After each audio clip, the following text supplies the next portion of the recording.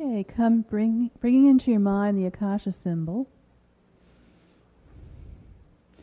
in pale silver, containing a 24-point, three-dimensional star at its center.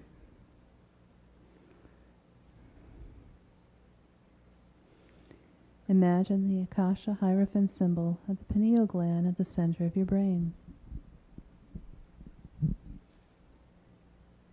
Inhale and forcefully exhale, pushing the Akasha Hierophant from the pineal down the central vertical core and into chakra 13. And now inhale, exhale, and just hold the exhale breath for 3 to 4 seconds while imagining 3 tiny kira-shaped flames, pale turquoise, pale pink, and pale yellow, bursting upward to surround the Akasha Hierophant.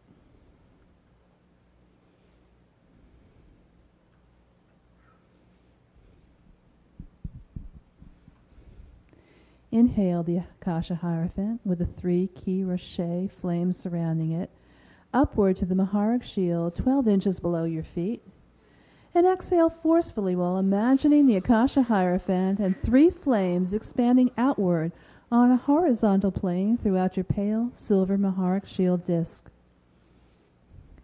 As the Akasha and 3 flames move outward, imagine the Maharic shield disc expanding outward to about 4 feet wide.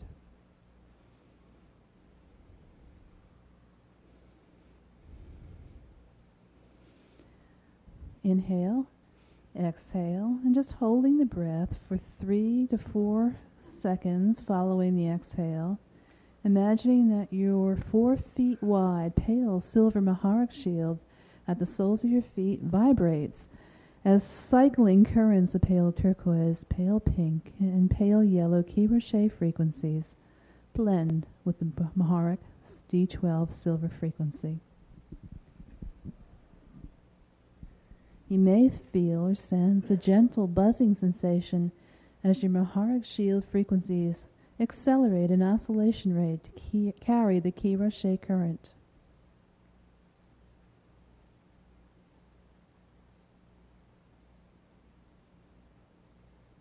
Inhale, using the inhale breath to draw the ball of kira-shaped and pale silver frequencies into the center of your Maharic shield from the oscillating Maharic shield disc.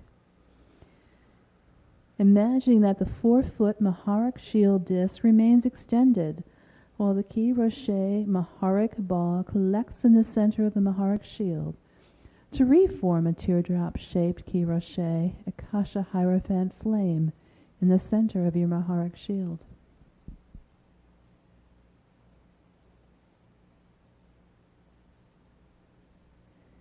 Exhaling gently while imagining the reformed kira-shaped Akasha Hierophant flame as a pale silver energized 3-dimensional Akasha teardrop, which pulses with a repeating cycle of pale turquoise, pale yellow, and pale pink bursts of light.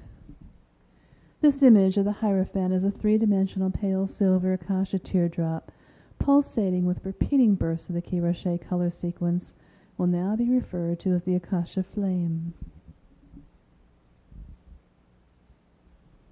Inhale slowly, using the inhale breath to simultaneously draw 3 cords of kira-shaped frequency up from the Akasha flame stationed at the center of your Maharic shield 12 inches below your feet, to the Yumbi, point just below your navel. Imagine a thin cord of pale turquoise key current, the D13 Manu frequency, extending up from the Akasha flame and into the small chakra in the ball of your right foot. A thin cord of pale pink current, the D15 Ire frequency, extending into the small chakra in the ball of your left foot, and a thin cord of pale yellow rock current, the D14 Man-A frequency, extends directly up your central vertical current into the base chakra between your legs. Continue the slow inhale, drawing the kira-shaped currents up into the body at the same speed while imagining that the pale turquoise and pale pink currents running into the feet's arc to the center of your body merging with the pale yellow center, the three currents joining at the Umbi point just below the navel.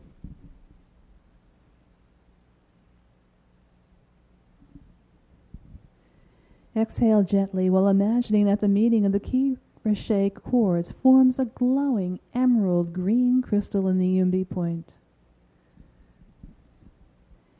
Inhale, using the inhale breath to draw the Akasha flame from the center of your Maharic shield up through the pale yellow cord in the central vertical current and into the emerald green Ki-Rashe crystal at the Umbi point. Exhaling gently where the Akasha flame has entered the emerald green crystal at the Umbi. Breathe gently for a few moments and try to sense a feeling of warmth, a slight buzzing sensation at the Umbi, just below the navel. Inhaling a pale silver cord of D12 Maharic frequency up from chakra 13 at the Earth's core, drawing it into the Akasha flame within the emerald green crystal at the Umbi point. Exhale forcefully, using the exhale breath to expand the Akasha flame from within, while imagining that the Akasha flame and the emerald crystal pop, releasing the Ki-Rashe and Akasha flame frequencies into the Umbi point. Breathe gently for a few moments and imagine now that a small pale indigo blue violet flame, about 2 inches high, spontaneously ignites within the Umbi point. The Umbi point is a seal of the celestolite crystal that houses the pale silver indigo blue violet Eros flame. Activation of the Akasha flame, the Ki-Rashe and Mahara currents within the Umbi, releases the power of the Eros flame within the Umbi.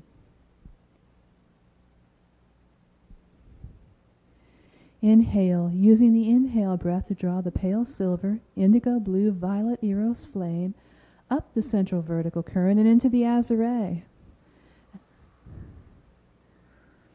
Exhale gently, and as you do, deposit the Eros flame deep within the azure blue crystal at the Azure point.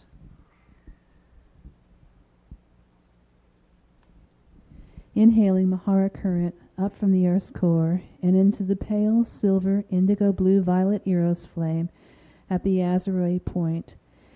Exhale forcefully, using the exhale to expand the Eros until it pops within the Azure point. Imagine the pale silver indigo blue violet Eros frequency spreading throughout the Azure and the base of the thymus. Breathing gently for a few moments while imagining an azure blue flame about 2 inches high spontaneously ignites within the Azure point. The Azure is the seat of the azurite crystal that, when fully activated, houses the radial body emerald Amareya flame. Inhale pale silver D12 Mahara current up from chakra 13 at Earth's core into the small azurite flame at the Azure point. Exhale forcefully, using the exhale breath to expand the azurite flame outward from the Azure into the auric field. It completely permeating and surrounds the physical body. Imagine that as the Azure flame expands outward, its color changes from a deep azure blue to deep emerald green blue, as the Manu, Mane, and Ire frequencies of the full Amareya flame activate within the Azure point. Breathing gently while imagining that the deep emerald green-blue Amareya flame continues to expand throughout the auric field. Imagine the auric field forming a large 3D Akasha teardrop emerald flame with a pale silver indigo blue violet Eros silver sanctum lining all around the body. The base of the Amareya flame extends downward to chakra 13 at Earth's core, while the tip extends upward to chakra 14, 36 inches above the head. Bring to mind the 4-foot wide Maharic shield disc 12 inches below your feet, and imagine the emerald green Amareya flame is now fully expanded to encompass the Maharic shield.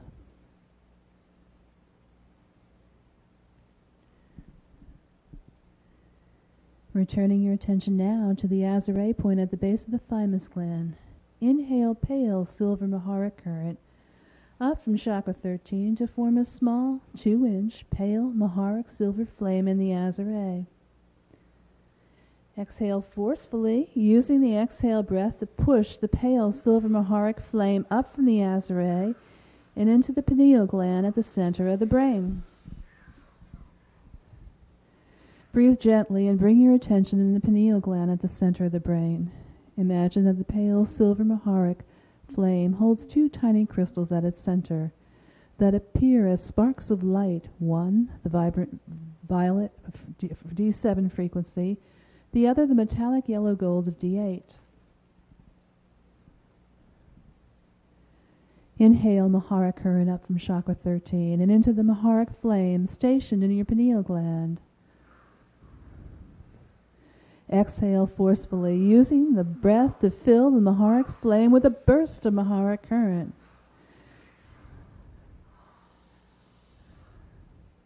Breathing easy, and imagine that the violet and gold crystals within the Maharic flame vibrate for a moment, then burst into 2 tiny flames, one violet, one gold, within the 2-inch high Maharic flame.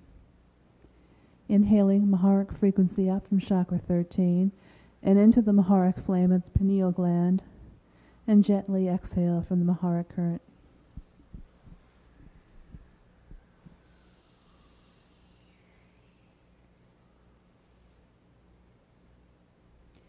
Breathe gently and imagine that the tiny violet and gold flames within the Maharic flame flare in a magenta, pale pink flash as they depolarize and combine with the Maharic flame, forming a silvery pink sunburst of D12 and D15 frequency within the pineal gland.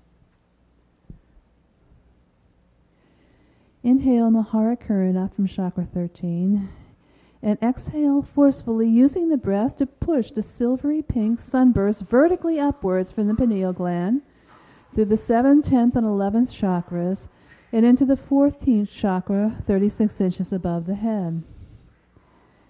Inhale, drawing Maharic frequency all the way up to the silver pink sunburst in chakra 14. And forcefully exhale the silvery pink sunburst all the way down to the chakra 13 at Earth's core.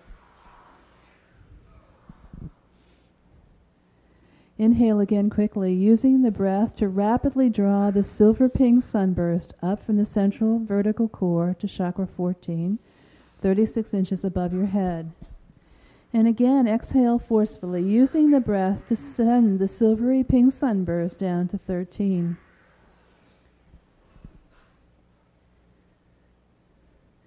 Quickly inhale again, using the breath to draw the silvery pink sunburst up into the center of the Maharic seal, 12 inches below your feet. Imagine the silvery pink sunburst as a spinning silvery pink sphere at the center of your Maharic shield, allowing the silvery pink sunburst sphere to spin in whatever direction and speed it chooses. Exhale forcefully, using the breath to push D12, D15 current throughout the Maharic shield disc from the spinning silvery pink sunburst at the Maharic shield center. Imagining now that your Maharic shield is glowing as a 4-foot wide disc that repeatedly cycles waves of pale silver, emerald green, blue, and silver pink frequency throughout your entire body in your auric field. The Maharic shield is now temporarily sealed within the protection of the amplified Amare field, and this simultaneously creates an Amareus seal within and around the DNA templates and personal shields, which will serve to transmute disharmonic energy, reverse frequencies moving through the DNA from shadow body, and will also transmute disharmonic frequencies coming into the DNA template from the planetary environment. The Amareya buffer seal will sustain in the Maharic shield and the DNA template as long as a silvery pink sunburst sphere at the center of the Maharic shield is present and remains spinning. The natural D12 Maharic seal will remain in a sustained, constant activation and will no longer require manual activation as long as the Amareya buffer seal is constantly sustained.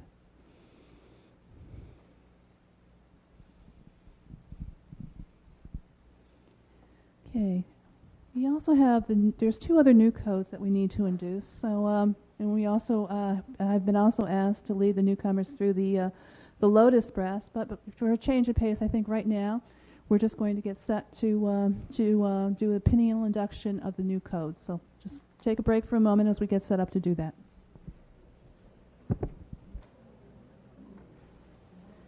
Okay, from your pineal, just exhale it down through the central vertical core into your Maharic shield and just anchor them there for a moment.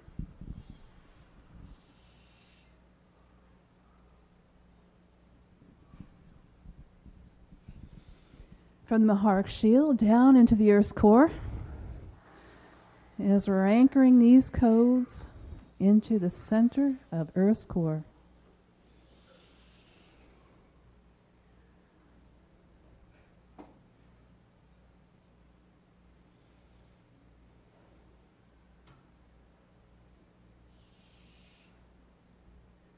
And from Earth's core, back up through the Maharic shield, up through the central vertical core, right back to the pineal.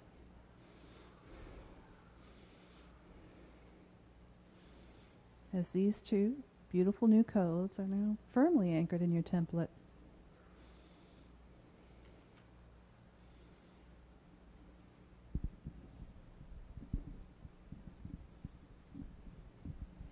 Okay, just going to let that sit for a minute, give you about another couple of minutes stretch, and then you're going to get a break from my monotone as Melissa leads you through the Lotus breath. So just take a break for a couple minutes. So all of them? But we wanted to let you know how creative Tammy was and what a wonderful job she did. She's also the one that developed the cards that you see on the table.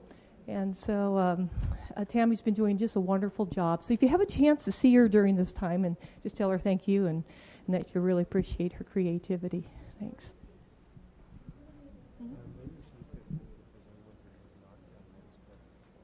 There's a lot of people that haven't. Yeah.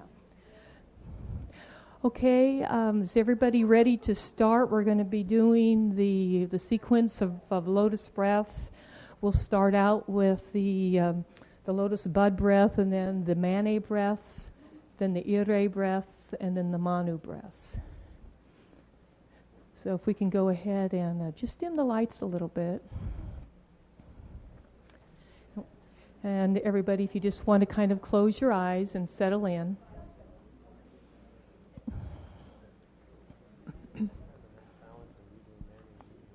Yeah, this is interesting. I'm going to do the Mane breaths, and then Kurt here is going to do the Ire, so we're kind of a balance here. Okay, so breathe easily for a few moments. While focusing your attention on a large ball of heliotalic energy located way out in the universe at the Ecka level, density 6, way above your 14th chakra on the vertical, going straight up. The ball of heliotalic energy looks like a swirling mass of silvery pastel, rainbow-colored hues.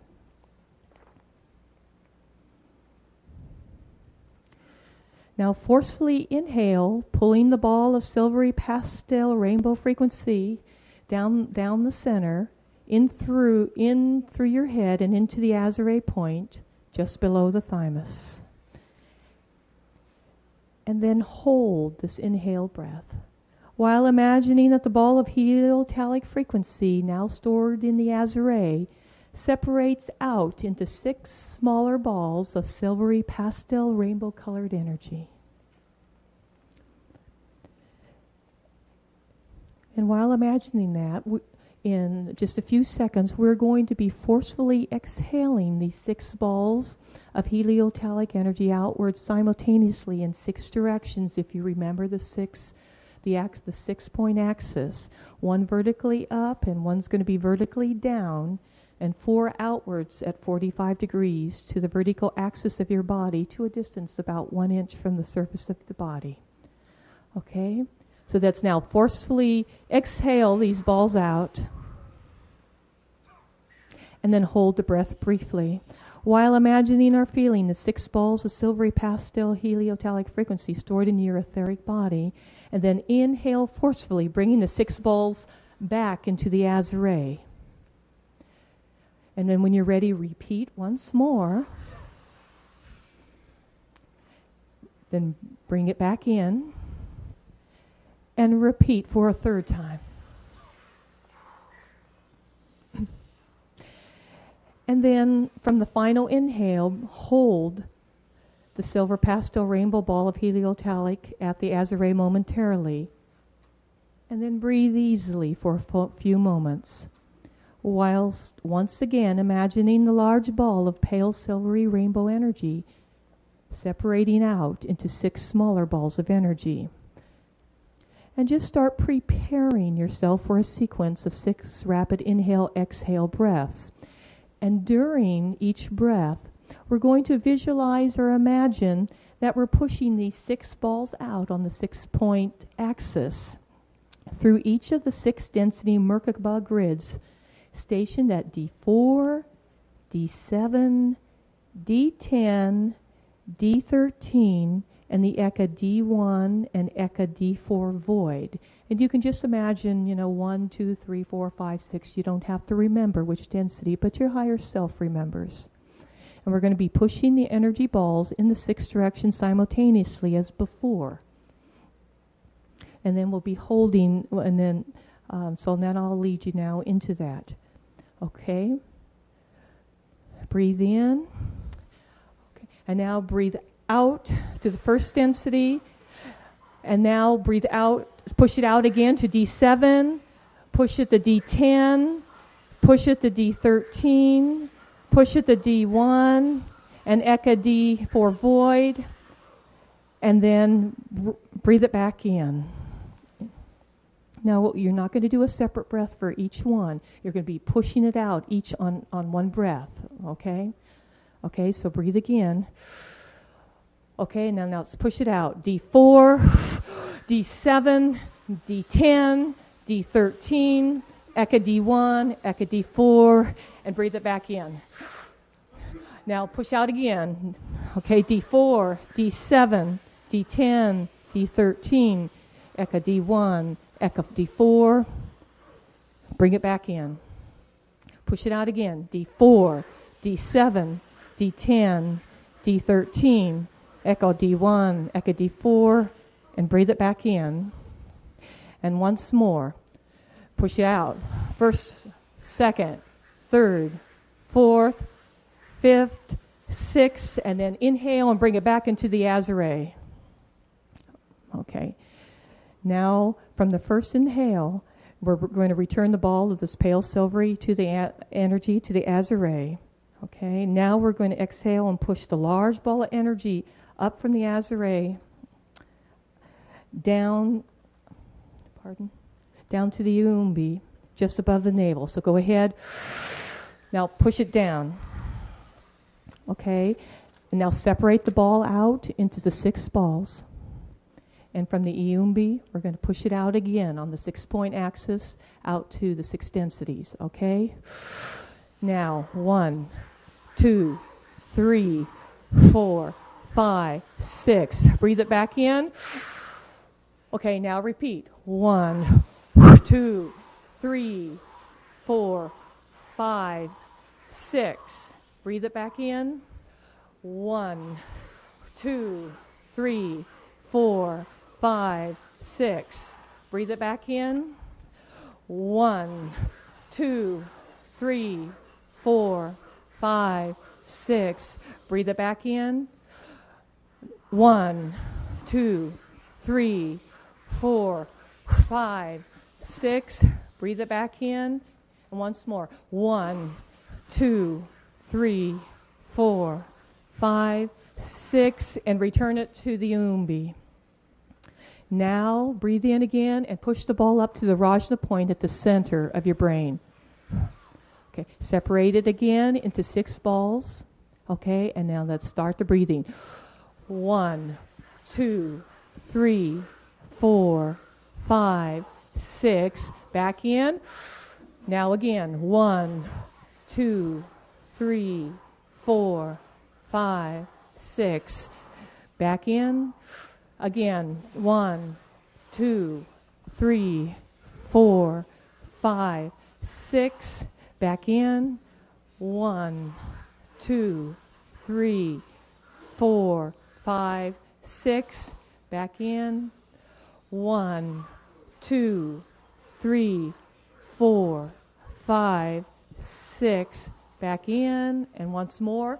1, 2, 3, 4, 5, 6. And then back into the Rajna point. Okay, and now we're going to exhale and push the large ball of energy down to the Mahadra point at the center, Earth's core. So let's breathe in and push it down. Okay, now separate it into 6 balls. And let's go ahead and do the 6-point breathing and 6 breaths again. Let's start.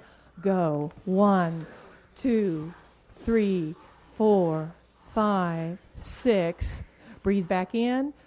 Okay, 1, 2, 3, 4, 5, 6, and bring it back in. 1, 2, 3, 4, 5, 6. Breathe back in. 1, 2, 3, 4, 5, 6. Breathe back in. 1, 2, 3, 4, 5, 6. Breathe back in, and one more round. 1, 2, 3, 4, 5, 6. Hold it a minute, and you're going to bring it back in, popping the bottom spiral universal Merkaba seal 14 when you bring it back into Mahadra point. Now bring it back in, pop the seal. Okay, and now exhale gently. And now the next thing is we're going to inhale, and we're going to forcefully push that silvery rainbow ball of energy up through the Latue, which is at the pineal gland, signet 11, and on up to chakra 14, 36 inches above the head, popping the top spiral Merkaba seal 14. So let's go ahead.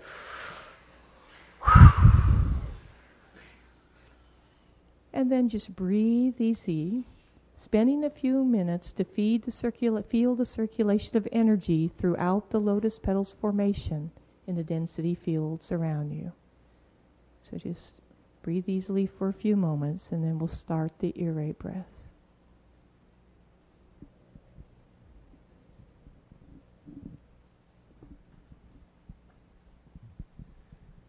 One thing I like to do, just in building your awareness and sensitivity to the difference in the different frequencies. Thank you. Massage therapist, I'm used to talking really low like this all the time. Okay, so just one thing that's a nice practice to do in your daily practice, especially if you're new to this, learning to discern the difference in frequencies. It's nice just to feel, as Melissa was just saying, feeling the frequencies running through your lotus grids. There's actually quite a distinct difference now in the airy energy, the magnetic, the feminine. And at the end, I'll be suggesting just to feel it through the grids. And it's nice just to kind of feel a difference to the frequency we just did and to the area. And this also just helps build your sensitivity to the difference in frequencies that we're running. I'd just like to ask, especially for this to the new people, how is that speed for you? Is anyone feeling a little lightheaded? Maybe do they want it to slow down, or is anyone not okay with it, or should we use the same pace? A little fast? Okay, I'll slow it down just a little bit then. Sure, no problem.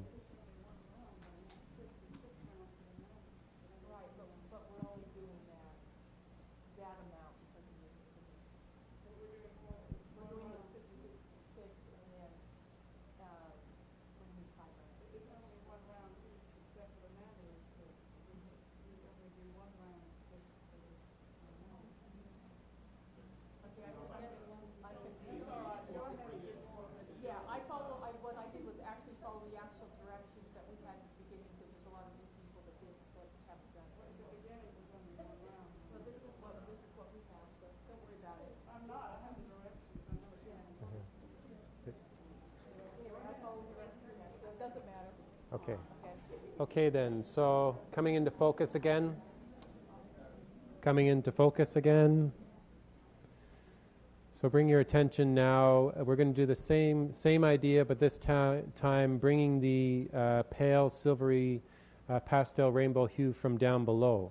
So bring your awareness to way out beyond the 13th chakra at Earth core, way out beyond the 15th chakra, which is beyond the Earth, and way out into the Ecka level for the area. Pale silvery, pale pastel rainbow hue, swirling mass of heliotalic energy, area energy way out below. Just take a little bit of time to just focus, connect with it, connect with this consciousness that's there.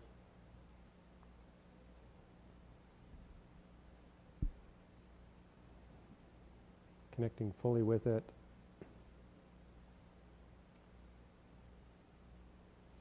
Okay, so on an inhale, I'll just explain first. On the inhale, we're going to inhale this up into the azure and just set it gently into the azure. So connecting with it. Nice long deep inhale, pull the area heliotalics into the azure. Exhale gently there, setting it there as it naturally forms 6 swirling masses of pale silvery pastel rainbow hue spheres within, around, throughout the azure.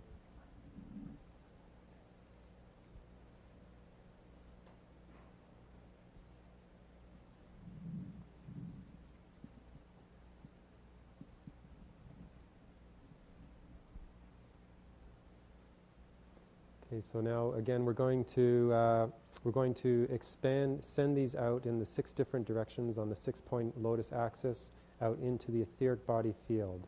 So inhale, grabbing the 6 spheres. Exhale. Pause. Build a little charge. Inhale it back in. Pause. Exhale, back out. Pause. Inhale. Pause. One more time, out.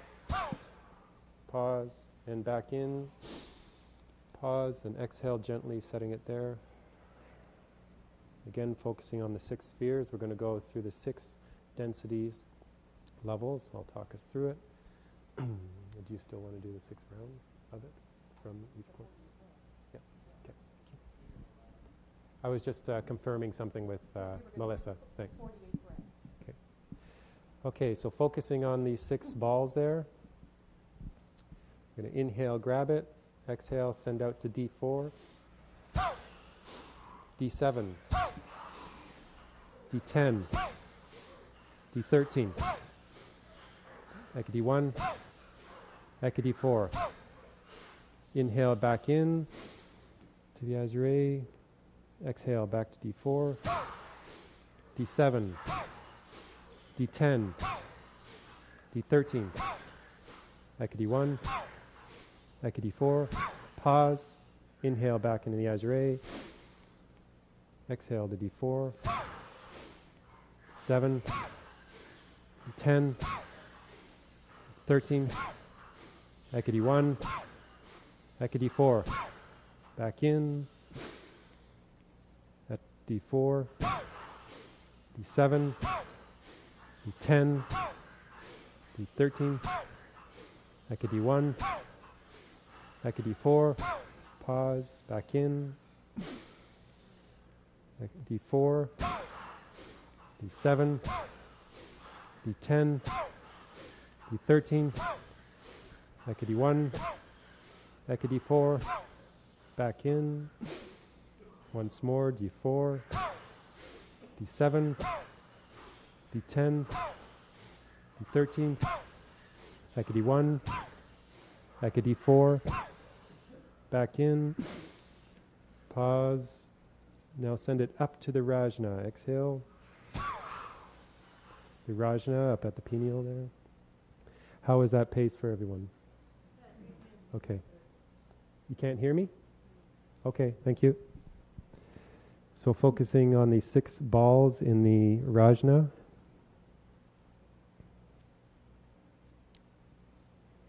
Inhale, grabbing them. Send to D4, D7, D10, 13. Ecka-D1. Ecka-D4. Pause. Inhale back into the Rajna. Send to D4. D7. D10. D13. Ecka-D1. Ecka-D4. Pause. Back in. Send to D4. D7. D10. D13. Ecka-D1. Ecka-D4. Pause. Back in. Send to D4. D7. D10. D13. Ecka-D1. Ecka-D4. Back in. Send to D4. D7. D10. D13. Ecka-D1. Ecka-D4. Back in. Pause. Send down to the Iyumbi. Focusing on the 6 swirling heliotalic masses at the Iyumbi. Inhale, grabbing them. Send to D4, D7, D10, D13, Ecka-D1, Ecka-D4. Back in to the Iyumbi. Send to D4, D7, D10, 13. Ecka-D1, Ecka-D4. Back into the Iyumbi. Send to D4, D7, D10, D13, Ecka-D1, Ecka-D4. Back into the Iyumbi. Round 4, Ecka-D4, D7, D10, 13, Ecka-D1, Ecka-D4. Back in. Send to D4, D7, D10, 13. Ecka-D1, Ecka-D4. Back in. One more round to D4, D7, D10, D13, Ecka-D1, Ecka-D4. Pause. Into the Iyumbi. Pause. Now send up through the Letta Yue to Chakra 14.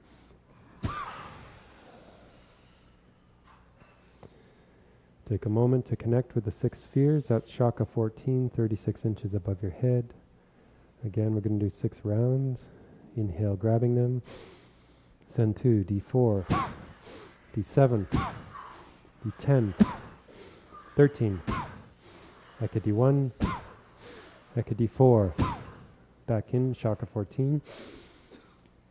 Send 2, D4, D7, D10, D13, Ecka-D1, Ecka-D4. Back in. I'm going to go a little bit slower. Send to D4, D10, 7, D10, 13, Ecka-D1, Ecka-D4. Back in. Send to D4, D7, D10, 13, Ecka-D1, Ecka-D4. Back in. Send 2, D4, D7, D10, 13, Ecka-D1, Ecka-D4. Back in. One more round. Ecka-D4, sorry, D4, D7, D10, 13, Ecka-D1, Ecka-D4. Back in. Pause, pause, releasing the upper spiral universal Merkaba seal 15. Exhale gently there. Try to see if you can notice a little spiraling action from there. Okay, so now inhale, grabbing it. We're going to send it down to the Letta Yue to Chakra 13, the Mahadra center there. Inhale, exhale. Releasing the bottom spiral universal Merkaba seal 15. I'll just feel the energies for a few moments.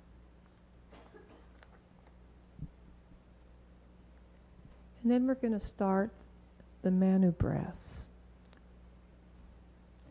So bring your attention to and there are going to be 2 heliotalic balls now, stationed above and below you, beyond chakras 14 and 13.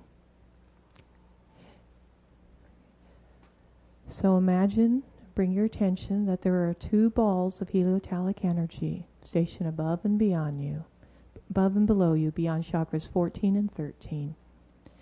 And now inhale forcibly from both directions, forming a large heliotalic sphere about 12 inches diameter within the azure. And hold the breath for as long as you comfortably can, and exhale gently into the azure as a sphere of heliotalic frequency about 12 inches in diameter forms within the azure.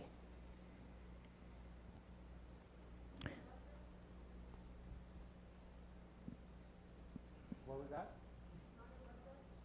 Pardon? Mm-hmm. Okay, now breathe easily while the sphere separates into a cluster of 6 grapefruit-sized spheres. And then we're going to breathe and we're going to do the bud breaths. Okay, so breathe and then expand the balls out about an inch from the body into the etheric and hold a moment and then bring it back in. Now send it out again. Hold. Now bring it back in.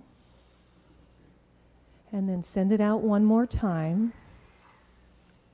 And then bring it back in. And then breathe easily.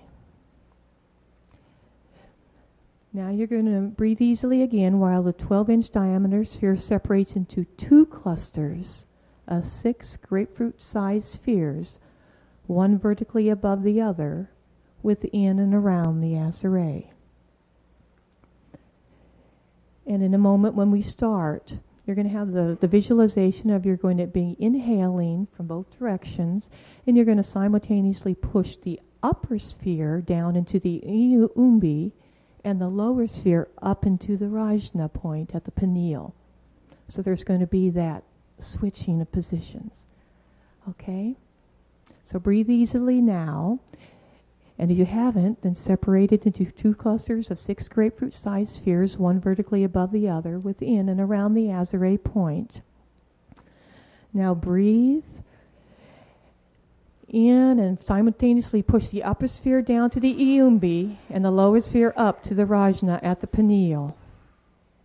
And now we're going to do the 6 pointed breaths out into the densities. Inhale. Okay.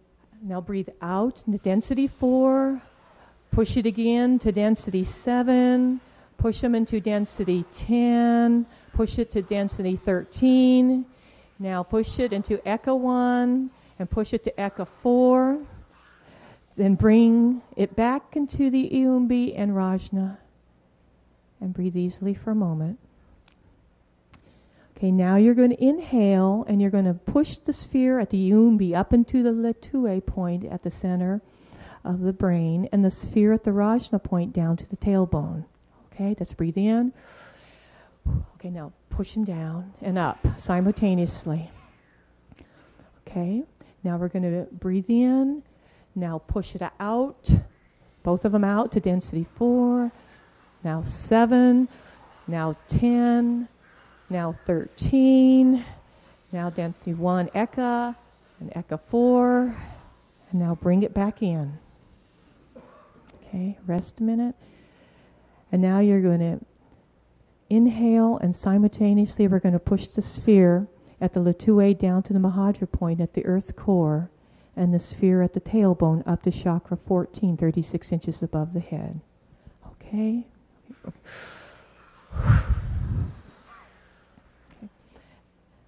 Now we're going to inhale and we're going to push them out to the densities. Okay? Inhale. Now out to 4, 7, 10, 13, Ecka-1, Ecka-4. Okay, and then bring it back.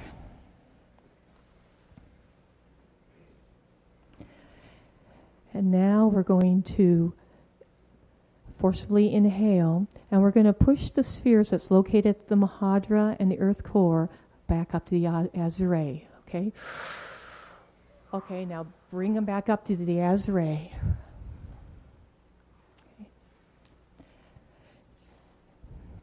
We're going to breathe long, slowly, and deeply. And on the exhale, in your own time, push a replica of the heliotalic sphere at the Azure up into the Rajna, and one down into the Umbi point simultaneously, leaving the original sphere at the Azure. Okay? So you'll have 3 spheres. One in the Rajna point at the middle of the brain, one at the Azure point, and one at the Umbi point. And we're going to be doing 4 sets of the breaths. Okay, and we're going to be and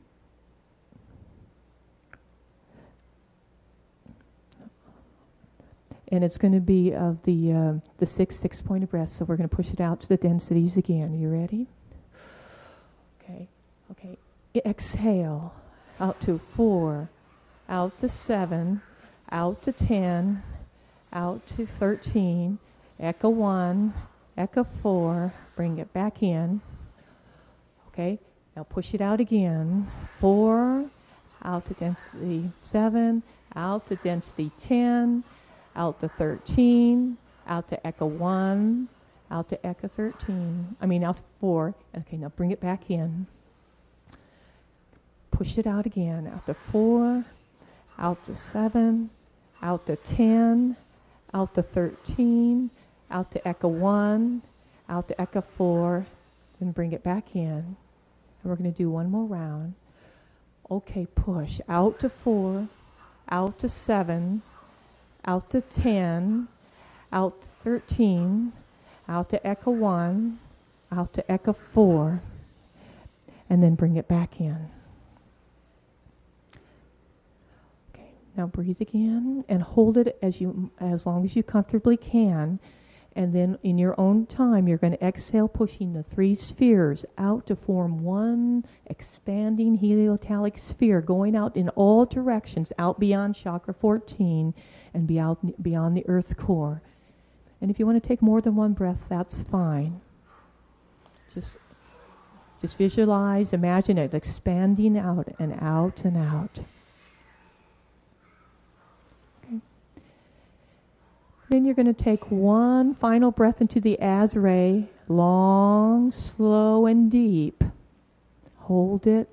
And then you're going to exhale forcefully, vertically up and down simultaneously, pushing the breath out and beyond chakra 14 and way beyond chakra 13 and on beyond chakra 15, charging this huge sphere. So out beyond the earth's core. And then you're going to relax. And so relax for a few minutes and feel the energies, feel the heliotalic energies running through your fields.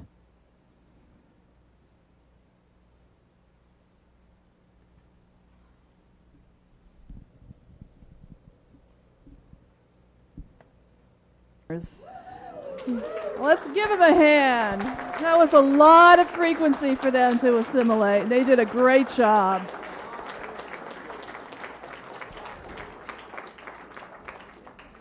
Okay, that's a lot of frequency. I suggest you be gentle with yourself for another couple hours. Well, actually, it's just a little, with Guardian time, it's a little bit later than I thought it would be, but that's okay. I think it's probably close to 5:30. Is that correct? Time goes fast when you're having fun.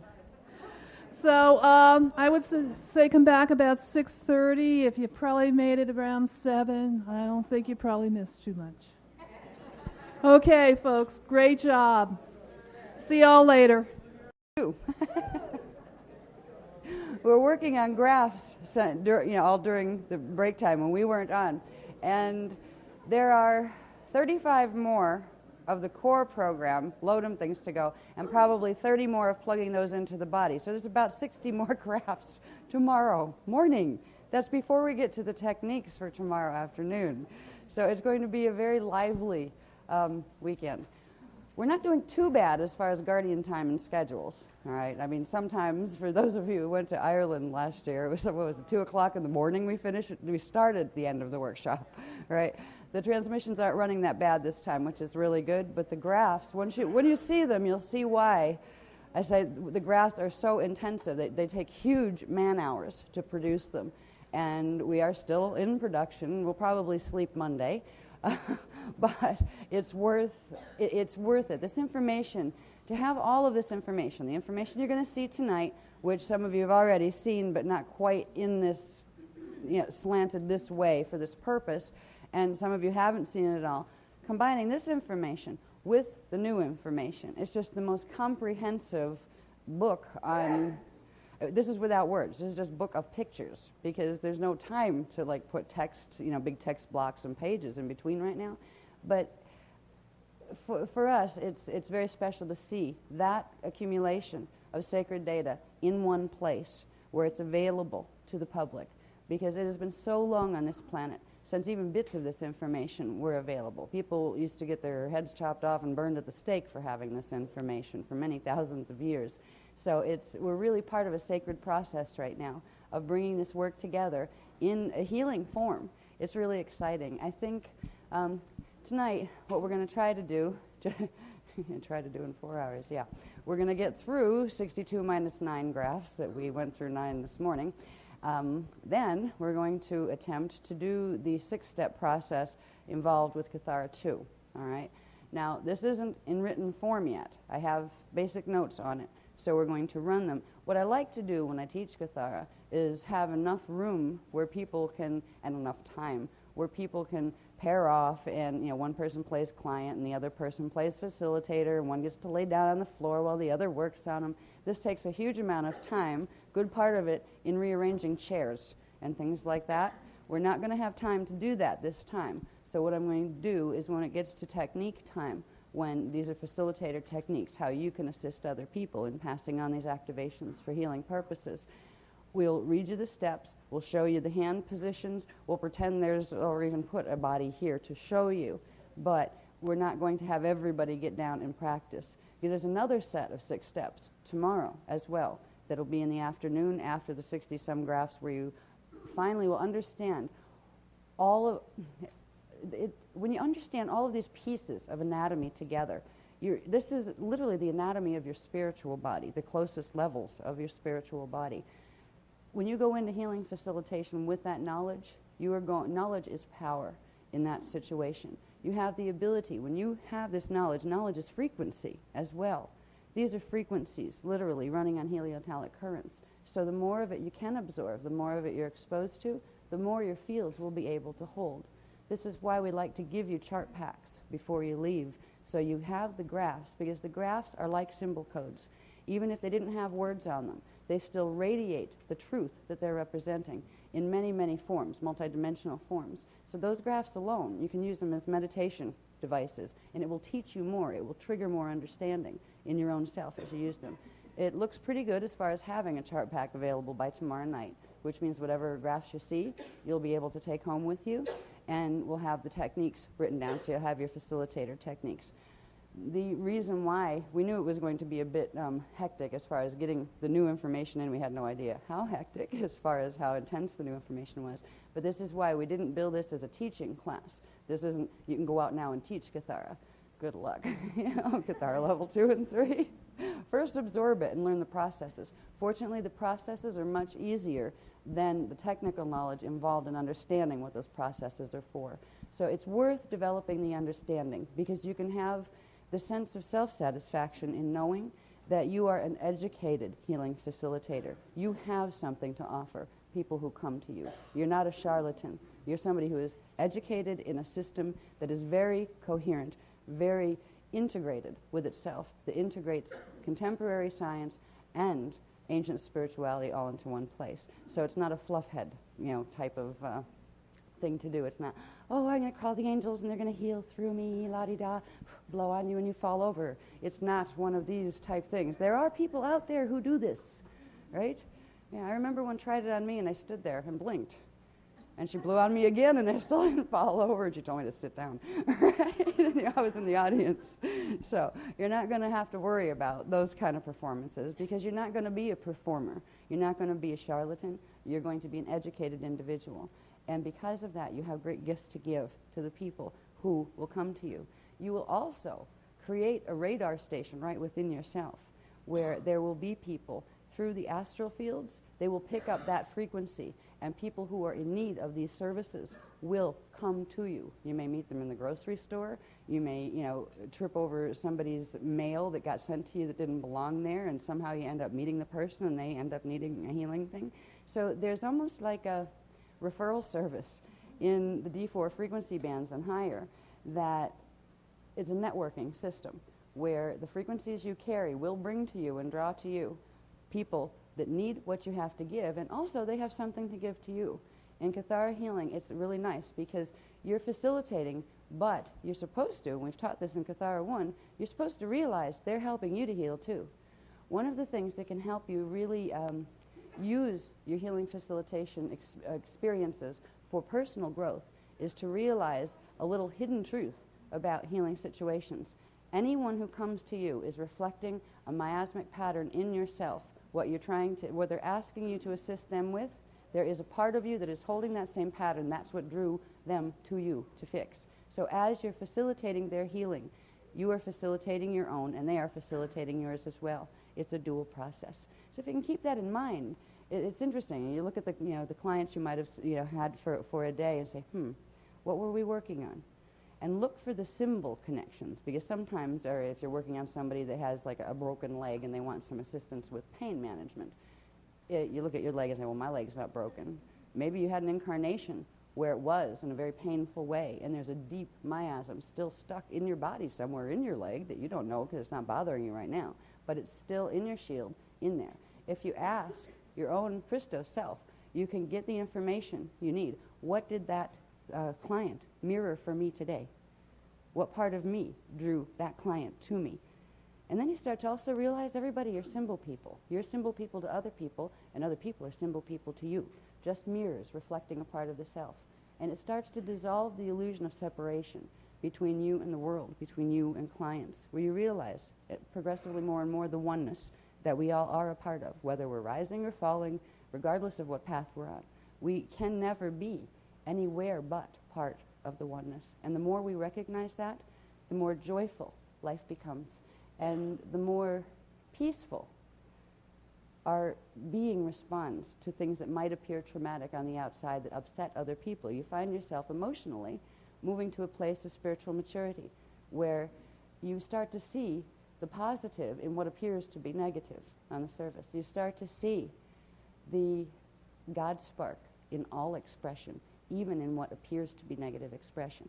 And when you get to that point, life is a very different place to be. When you get to that point, there's a lot of other experiences that begin to open up for you. So Kathara healing is meant to bring you into those directions. What we're going to do now is pick up where we left off this morning, hopefully at a faster pace, because we're going to be here till next year if we continue at the pace we were at this morning. And I thought I was talking fast. I thought I was speaking fast. Can we put one up, the next one, please? Pointer, there it is. Oh yeah, that one. Thank you for typesetting that. Now, in Kathara Level 1, as we were talking about earlier today, we were talking about what we learned in Kathara Level 1 and what we're going to be progressing into for Kathara Level 2 and 3. We had learned about miasms in Kathara Level 1, which were basically described as antiparticle blockages within the dyadic grid system of the particum universe, or your body systems over here. There's more to it. This was given to us this morning. Said miasms, they're frozen light etheric Shona crystals.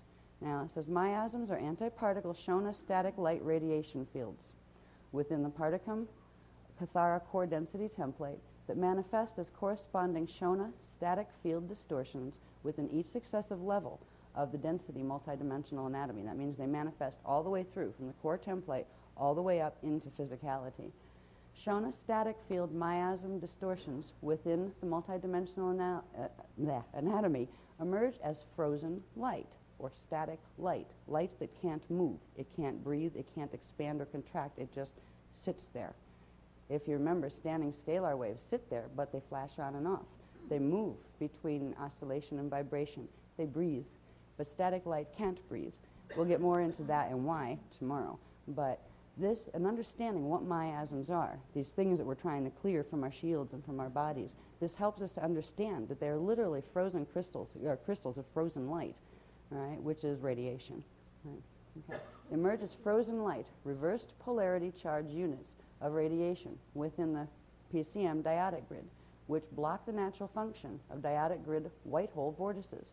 Now, dyadic grid, we're going to talk about the dyadic grid tomorrow in this sequence of probably 60 more diagrams that get into the lodum, because it is the lodum that creates the meiotic and dyadic grid in the anatomy. The dyadic grid are little tiny, millions of little tiny vortices that they're Merkabas when they connect with their counterparts in the antiparticle universe. But they're little white holes, which means they're transmitting vortices. They're bringing energy in.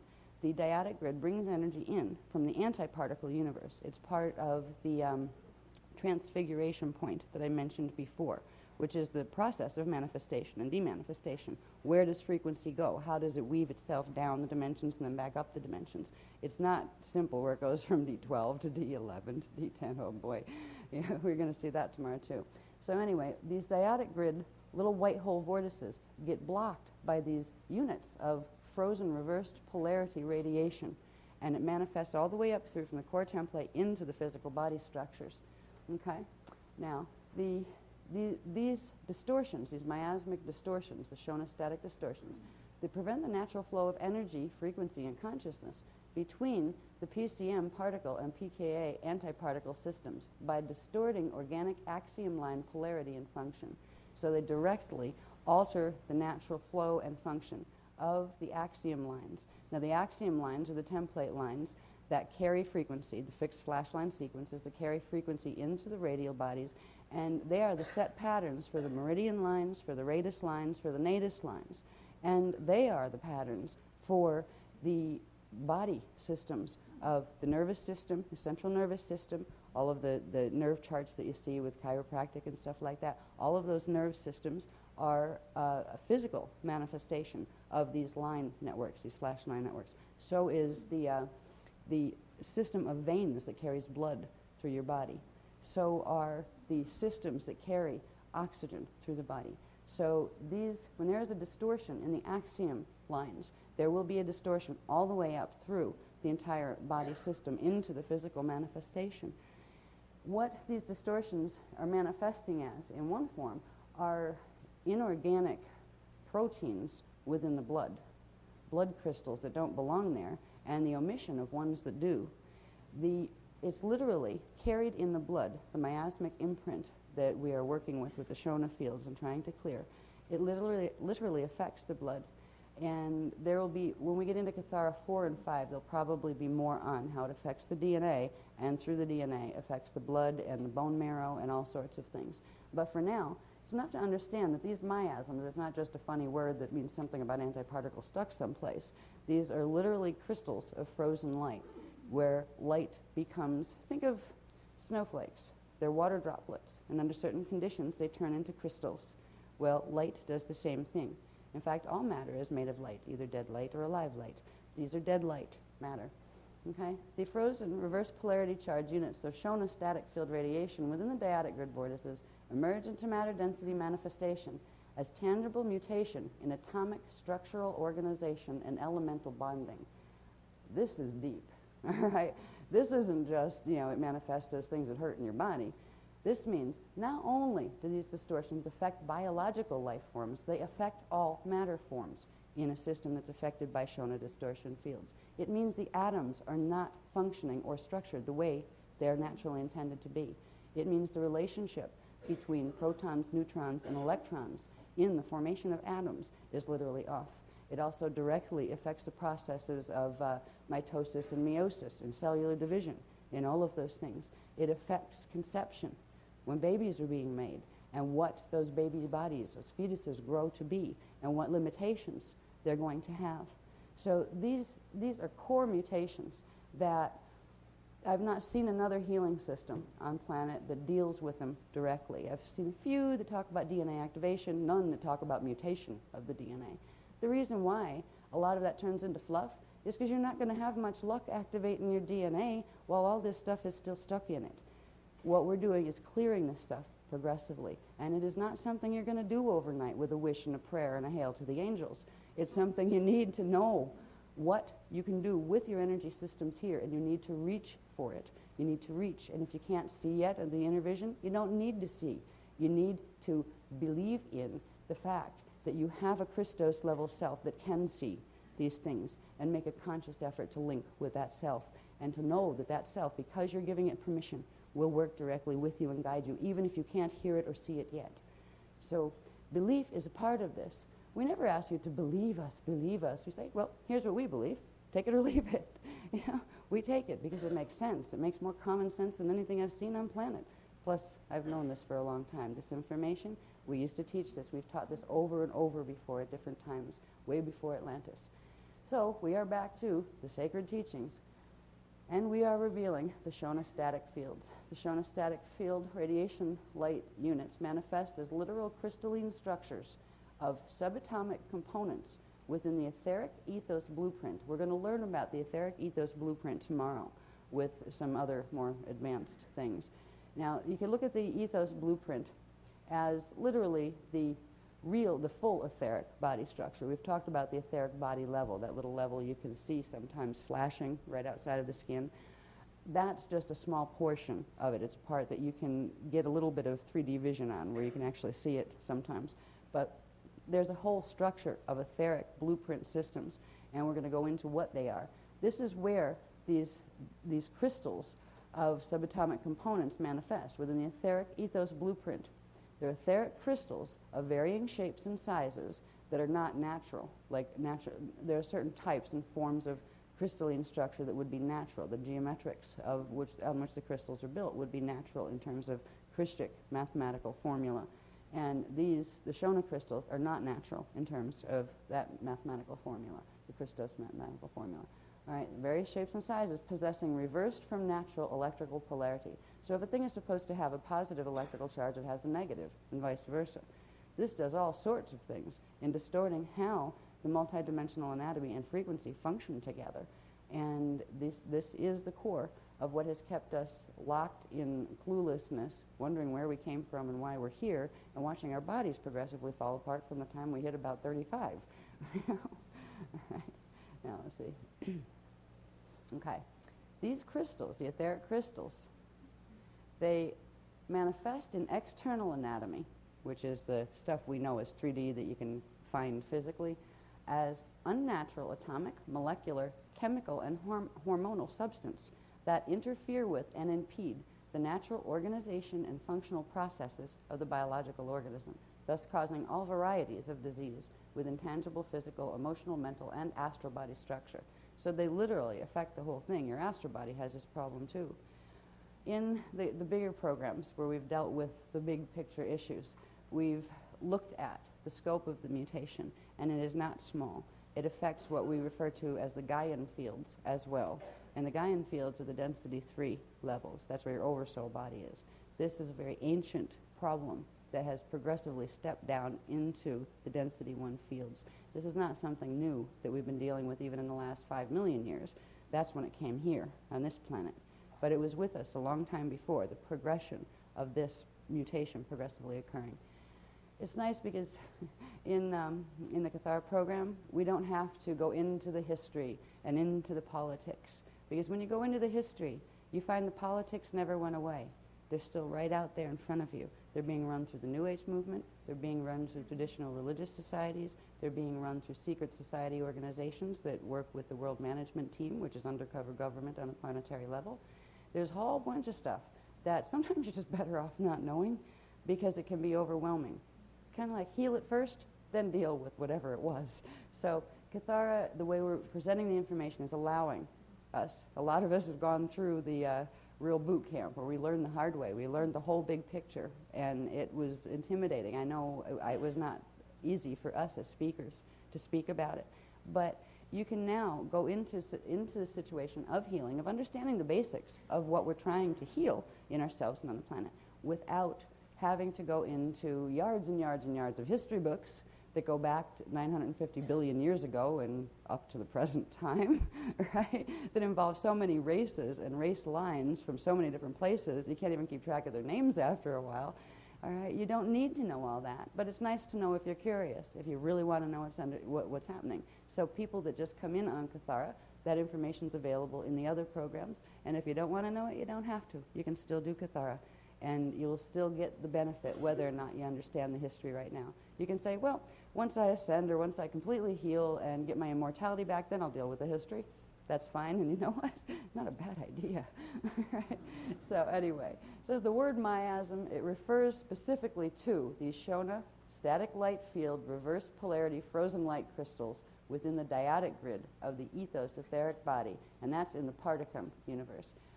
All right, miasms are formed in the dyadic grid. Over in the antiparticle universe, you'd have diasms, all right? They're twisted things. The particles stuck in their antiparticle grids would be diasms. So over here, they're called miasms because we're in the particle universe, basically. I won't even go there, no. You know, there's been interesting things happening since Hetharo and Hethalon of 2003 that we'll deal with in the California workshop that have to do with the spinning of the Vecca, and when it comes into echo-alignment, how the particle universe passes into the antiparticle universe and the antiparticle passes in. We won't even go there right now, though. I'm just telling you a little bit about the sophistication of what might be coming up in California. For now, it's enough to know we are in the Particum system. At least our systems are built on the Particum system, and sometimes that visits the antiparticle system, but we won't go into that now. Anyway, next one, please. So if I go into that now, we're going to be here for a year. Anyway, back to this again. All right. Yeah, this is just to show you, again, here's that graph that shows the manifestation transduction sequence from planetary into the personal, and it's on the bottom, the one I want to show in here. And this is just updating the graph by showing the reversed electrical polarity frozen light radiation antiparticle ethos-etheric Shona crystals. Mouthful. Just call them miasmic crystals. That is showing you that these things that were just little, kind of like X yucky signs, you know how they put those on, the danger signs they put on, like stop, don't use that, poison, that kind of stuff. I use that sign just, to get the message across. But what they really are crystalline structures. And they do build. They're just like natural light crystals would be. They collect, they draw to each other, and they form masses of them. And under specific conditions of playing with electromagnetics on a planetary level, you can actually get the crystals to form in very specific ways that allow for very specific manipulation of the Shona fields in order to create desired effects through using anti-Christic external Merkaba technology. They are the heart of external Merkaba technology. It's in creating these crystals, these frozen light crystals, that external Merkabas are generated. And external Merkabas are black hole technologies. They create black holes. They rip holes in the fabric of time. So we're dealing with massive technologies when we talk about these. These aren't something we've just invented. They were used in Atlantis extensively, and that's why we're in the predicament we're in right now on the planet. Anyway, next one. I'm going to have to go faster. Yes? Do the Shona crystals group like Helon codes do? Are there like Shona codes just like there are Helon codes? Yeah. Yeah. In fact, there are Shona codes. There was a good question. She asked if there were, just like Helon crystals group, and there are Helon codes, specific arrangements of them. Are there Shona codes where the Shona light crystals group? And the answer to that is yes. Under natural circumstances, no. But when tandem Merkaba mechanics are applied, which are a very specific form of a word I won't use anymore, type of mechanics, you will get specific groupings and formation of Shona crystal codes. And literally, you can build life forms and life fields and templates on them. And that is literally what is taking place with certain races have historically attempted to do, was recreate the creation, because they got a bit ticked off with the original creator. And, and there still are. Okay, back to this. Okay, where do I have this? Universal life force. Okay. This was, what we're going into really quickly now is just looking at, we came from Kathara, we looked at the currents that we dealt with, the 15-dimensional currents, the triadic phase currents. We looked at What began as the Kundalini run, which is from dimension 1 up to dimension 9 of the dimensionalized currents, and then we went into the Maharata current, which is the D10, 11, and 12 frequencies. Then we went into the Kirashe, primal light field currents, and the Kundare, primal sound field currents.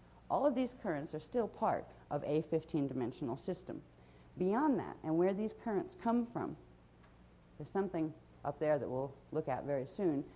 We'll look at it in terms of the anatomy of your spiritual body, as opposed to the anatomy of the cosmic spiritual body. It's easier to digest, I think, when you look at it on the microcosm, because it's part of you, so it's not so big and massive where you get lost in it.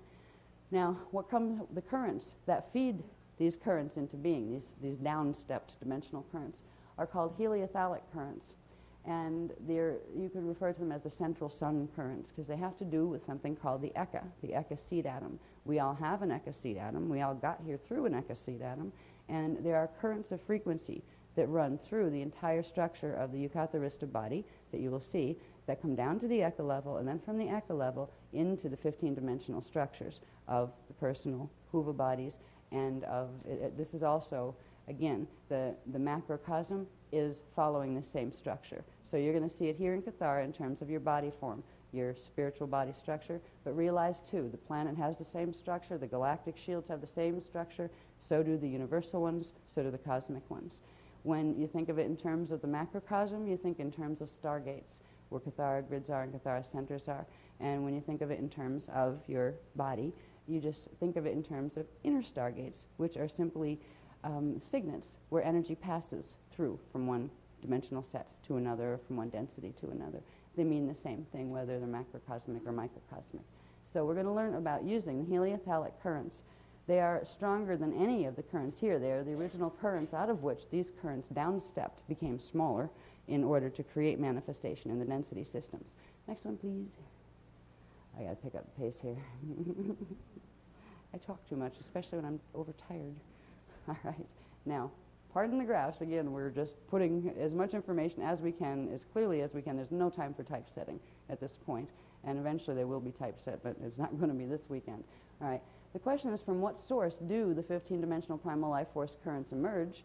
And the answer to this is, creation perpetually unfolds within the three eternal standing wave flames of the Akasha force, God source, Trinity. What's that? All right. That, see this shape here? 1 flame, 2 flame, 3 flames. These 3 flames represent standing waves, elliptical spheres that are shaped like akashas, teardrop-shaped spheres of standing light. These are the 3 primal fields out of which all currents originally emerge. Now, there are these fields around what we call the density systems, which are part of what's called the Vecca body. They're also ones around the Ecka body and all levels of the Eucatharista body, all the way up to the first point of creation, the first point of emergence into source as an individuated form. So the 3 currents out of which, from the top, if you take the first creation point from source, the 3 currents are the Manu, which is the God Spirit still point. This is the void. In the beginning was the void. And within the void, the Mane, God spark, which was the light intention, the intention for light. This is before light's created, all right? The Mane is the positive electrical charge. It is the first part of K. This would be the first part of Chi, the Manu void space. The first part of K would be the Mane, God spark. It would be positive electrical charge. And the first part of Kam, the Ire, God seed, sound intention. So these are the 3 source, God source currents, out of which all of the dimensionalized currents emerge. And there are many step downs. There are 4 levels of step downs of the 15-dimensional current sets within the Eucatharista flame body. We're dealing with the ones most closest to us, which are at the bottom of that. And if you can think of them, it's really not so much coming down from above, but expanding in toward the center, because we're spheres within spheres within spheres, or teardrops within teardrops within teardrops. It's nothing outside of except another level of teardrop. And that is all taking place within Source. The teardrops are the Akasha bubbles. You can call them whatever you want. I don't think we have. Is there a name for that form? I've not found the official name here. What do they call the teardrop form? You know, it's not a sphere. It's not an ellipse. We call it kind of an elliptical sphere with a point on top. I mean, whatever. You get the idea. So these are the three sources, the God's source currents, out of which all of the other dimensional currents, all of the Kundalini, the Kirashe, the Maharata currents, and the Antankarana currents, the 9-dimensional Kundalini currents emerge. They come through, the currents anchor as flashline pulses through the signet Kathara centers from the primal Kathara into the density Katharas through the shields. And this is the process where we get these frequencies. This is where the 15-dimensional currents come from, these three primary sources of current. And they are, again, standing eternal waves of light consciousness that transforms into down-stepped energy frequency that pulses. It is the pulse of Source. These three standing fields, this one is the still point field, the Manu void field. This one is the Ire, the Mane, the expanding light field, which becomes the light field. It is expanding outward energy. The Ire is contracting back towards Source energy. And there is a balance between the Ire and the Mane that is called the Christ code balance that allows for perpetual generation of the quality of experience we call light.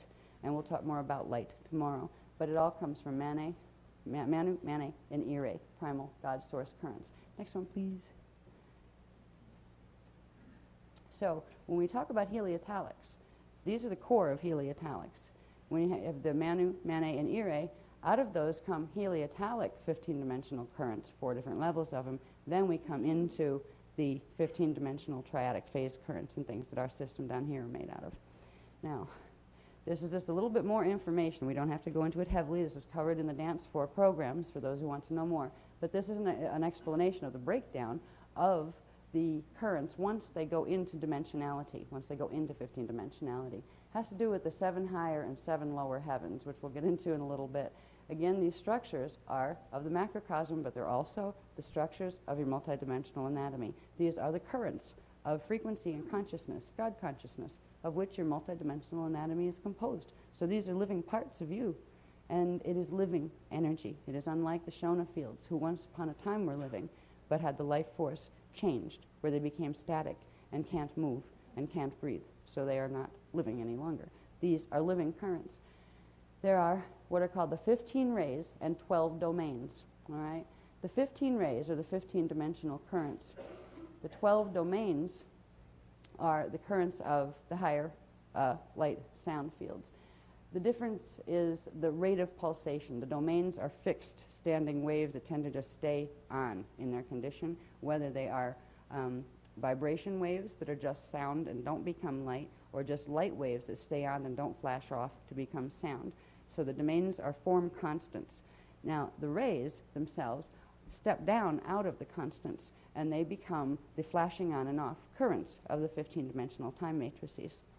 And these are the ray names. This is where we get things like the Kunda ray and the Kirashe. These tones are, when you translate the vibrational signature of that particular wave form into the tonal languages that are available here on this planet, these are the sounds that you get. It's important to realize that the ray names are not just something to call the thing. They are literally their tonal signature. And when you use the ray names, you can use them. There are certain exercises that we use the ray names. There are songs that are built on the ray names that will progressively cause activation of those rays in your shields the more you sing them. And we've built techniques on those. They're called sacred songs, P-S-O-N-N-S, instead of S-O-N-G-S. And they're very pretty musically. These are word tones, and when we have groups of tones put together, we end up with words, and the words are in Anahazi, which is the Elohai Elohim language, the first auditory language, tonal language in this 15-dimensional time matrix. So we can use the ray names. Now, the rays have all sorts of different characteristics about them, too. We'll see in a minute that they each have a different type of unit. They each, just like we have electrons, protons, neutrons, and a bunch of different subatomic things down here in density 1, well, they are manifestations of the rays in density 1. Well, we have in density 2, 3, 4, 5. There are also manifestations of them in specific units that are called ionic particulates. Now, ionic particulates combine in very specific ways to form the matter base that we know here, and also the less dense matter bases going up the density scale. So they're very specific. We use the names to call on the rays. It's kind of funny when you look at them. You have ray, REI, and key. D3 is the tone for, ray is the tone for the D3 frequencies, the D3 ray frequencies, and key for the D2 frequencies. So that gives you an idea of what Reiki is actually about. The people who name these things are very often tuning in to what the tonal signatures are. The names aren't accidents when they originally come. Sometimes you'll even end up with a person with the name Reiki that creates a Reiki system after themselves. That is not an accident. There are many divine arrangements like that that happen. I don't know if Reiki is one of them. It was just an example. But all of these, this shows you where Chi, Ki, Ray, Prana, Mana, Treya, Mira, Maya, Yana, Ta'a, Hara, Ma'a, Maharata. See where you get the names of the currents. The Maharata is the Ma'a, Hara, Ta'a, Maharata. Right?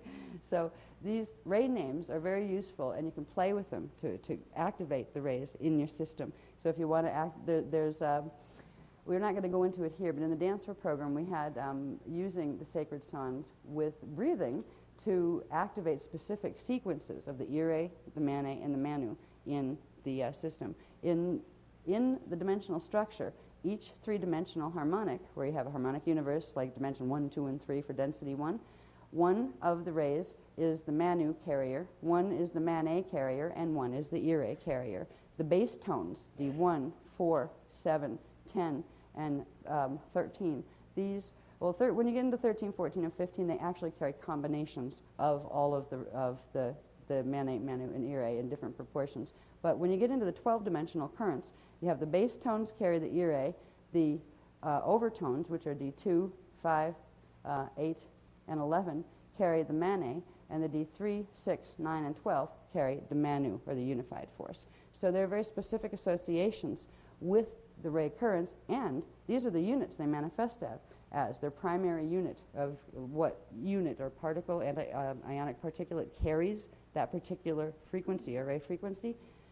The D1 chi frequency is carried by primarily by proton units. Electrons carry the D2 key.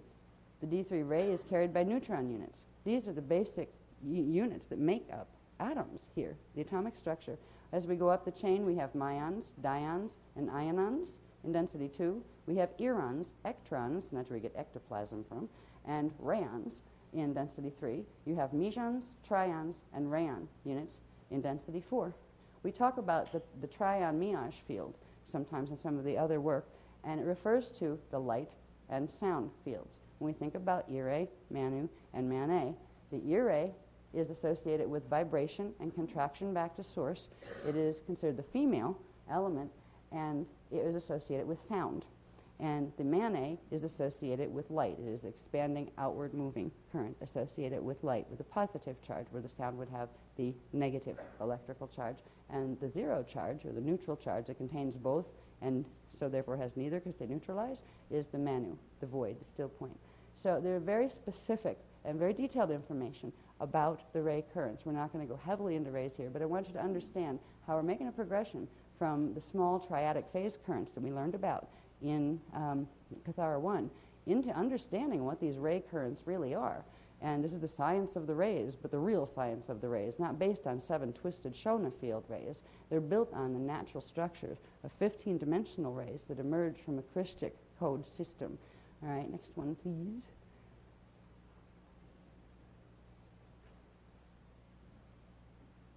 This again, these will be in your chart pack, so they're just there for you to look at.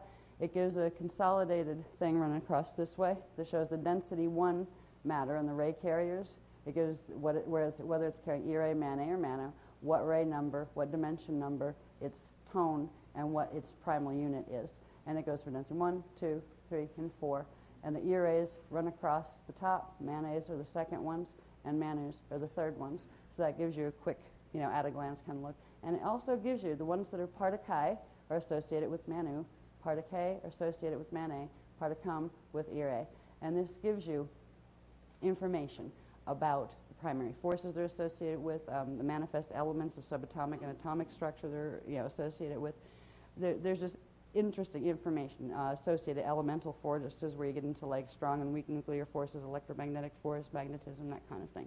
So this plugs right in to physics down here. It's not some lofty, airheaded type thing. And I want you to know that, particularly new people coming in, that this is a program. It's serious. It's real stuff. It's based in science, not just speculation. Though I'm sure a lot of scientists might argue with me. This is just another chart showing the ray currents, showing the primal Kathara grid, where you have the sound and light fields, and the density, the 12-dimensional density Kathara grid, and each of the currents.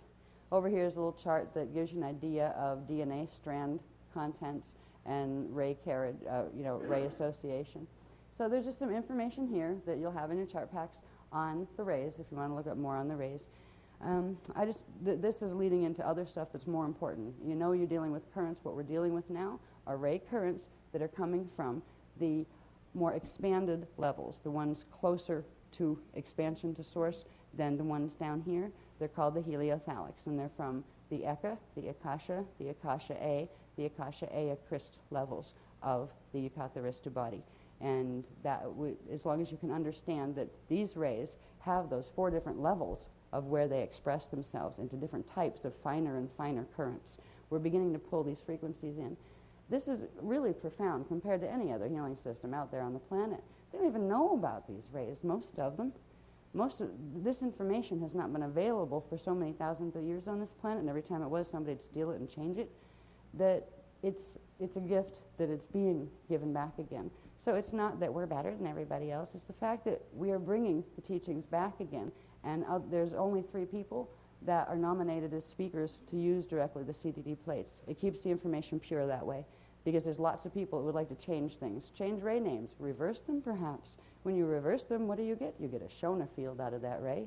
If you start toning the words backwards, you will literally send in the reverse mathematical tonal program, and it will have the ray sequencing, which are sequences of fire letters in the shields, activate backwards, and you will create a Shona distortion field.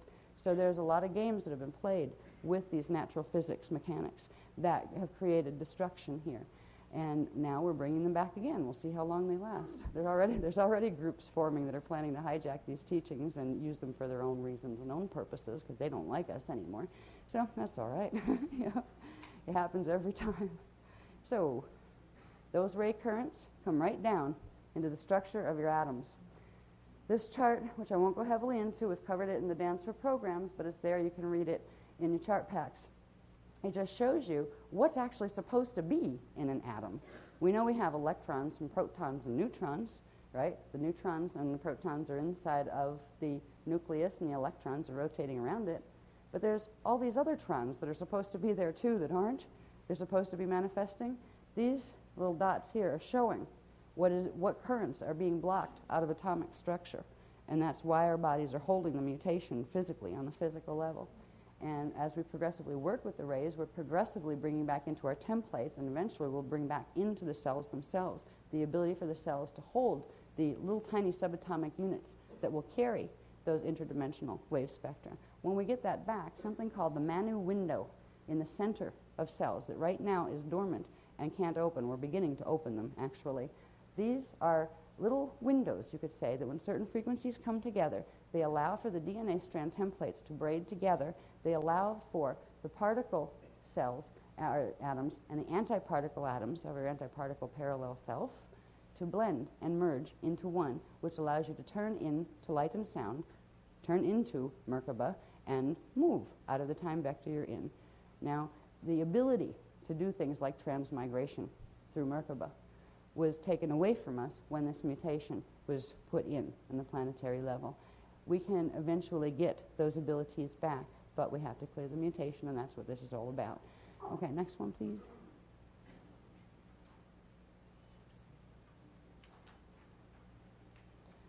Okay, now we're going to go from primal currents, and we have the primal life force currents, which are the 15-dimensional ray currents, and the primal God source currents, the primal source and the primal force currents. So in Kathara 2-3, we have added the primal source currents, where we only had the primal life force currents in Kathara 1. Now we're going to talk about, very quickly as possible anyway, the flame body. What is the flame body? The Ecka-Core flame body. This is the natural structure of your individuated self within Source. There are numerous levels to it. Remember, we have the Manu, Mane, and the Ire, are the primal God Source currents. Now within those, and formed of those currents, you have 1, 2, 3, 4. You can look at it as 4 primary levels of what's called the Ecka-Core body. And then you have your 15-dimensional anatomy here. I couldn't find, when I was putting this graph together, a little tiny, like, micro version of that one chart that shows the body with the chakra system and the auric field around it, with the, the 15 levels around it. That would go in the center there. And your little body is like way in the center of that. And this is actually this. They're actually akasha-shaped bubbles. They're not just circle bubbles. They're not just spheres. They're spherical on the bottom, but they come up to that point. The point in these spheres is where the energy links into the next one above. They're all at different axes. You have little teardrops within bigger teardrops within bigger teardrops. The Ecka-Core body, the full Ecka-Core body, is within God Source, and it is, say, the largest teardrop. And all of the other levels that bring you down to your manifestation here are within that. So as you progressively open your frequencies and you progressively integrate your higher levels of identity, you're expanding from the little tiny point out progressively back into Source. To come in, you move to the center from Source. So expansion, as opposed to going up, you're going out and expanding in all directions back into Source. The Ecka-Core flame body is very fascinating, and there's a whole course on this. The Dance for Freedom covered this heavily, I believe.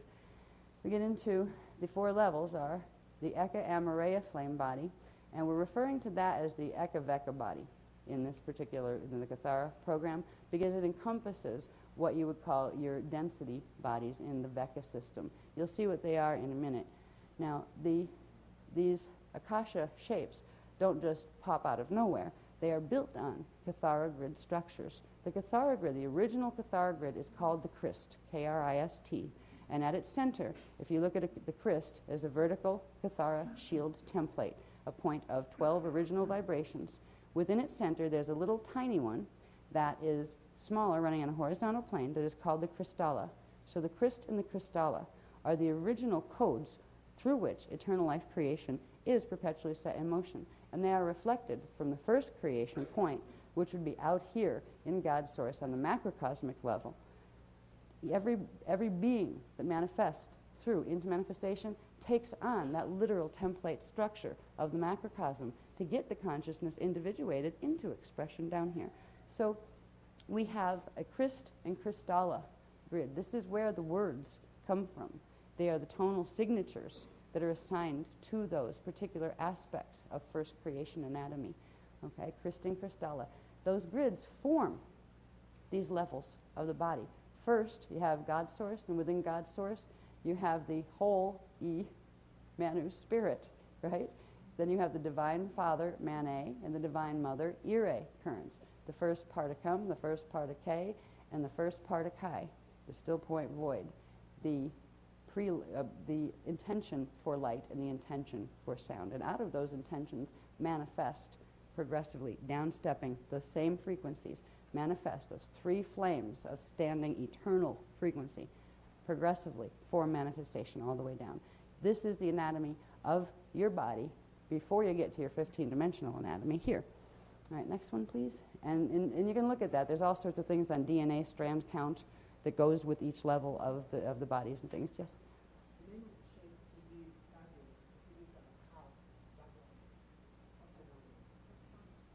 It's a heart. It's not heart. A heart? It's not a heart. No, it's a teardrop shape. Some of them go upside down, some of them are straight up. It depends on where they're rotating at the moment. But they're teardrop shapes, not hearts. Hearts would be one split. We've got into hearts in a different part of the program. They were called the black hearts of the one I can't name anymore. They're implant systems. But they might look like hearts in the diagram. But what I was showing in the diagram were teardrop shapes that actually spin and rotate within each other. So sometimes some of the axes are up like this, sometimes they're over like this. So you get different axis points for the teardrop point. But there is, a round sphere with the cone thing on top of it that makes the teardrop. They're not heart shapes like that. That would be a split akasha. Okay. Okay, where am I? Alrighty. Now, people that have taken the Dance Floor program were introduced to these particular Kathara grid arrangements as the Ecka maps of the God World gates. And that is what they are. But they are also the core template structure of your personal Ecka-Core body anatomy. Just like you have a Kathara grid, a few Kathara grids, as you'll see, in your body and around your body, you have these as the structures upon which the levels of your expanded Ecka-Core spiritual body are built.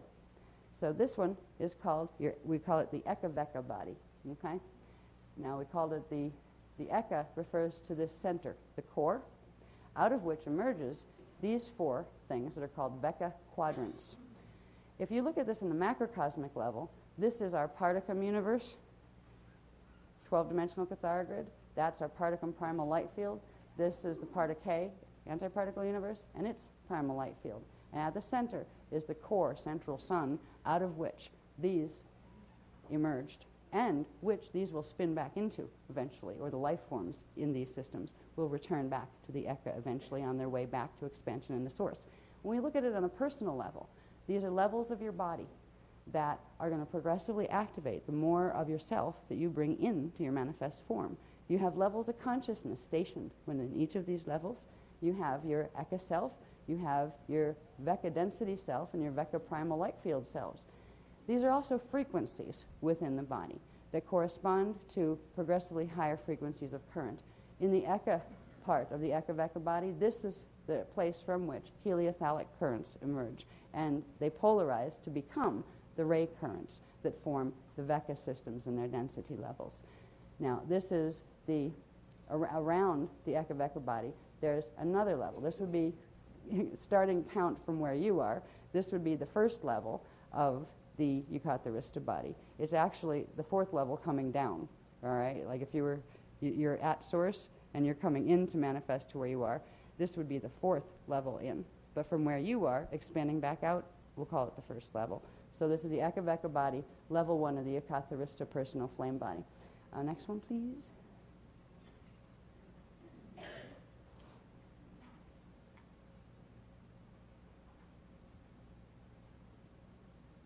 Okay, now, this Kathara grid here is a bigger one.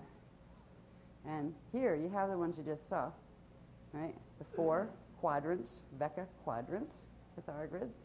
The Ecka Kathara grid. Now this bigger one around them is called the Akasha Kathara grid.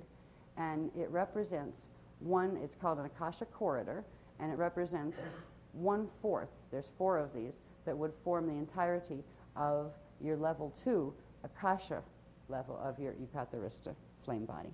All right? Now, we're expanding out to the next level. Can you go next one, please? I said Ash. Okay. Going out to the next level, this is called the Akasha A. And it's actually one, this Kathara grid here, would be one of 4 Akasha A spectra. They're called spectra at this level of the Akasha Ecka-Core body, there we go.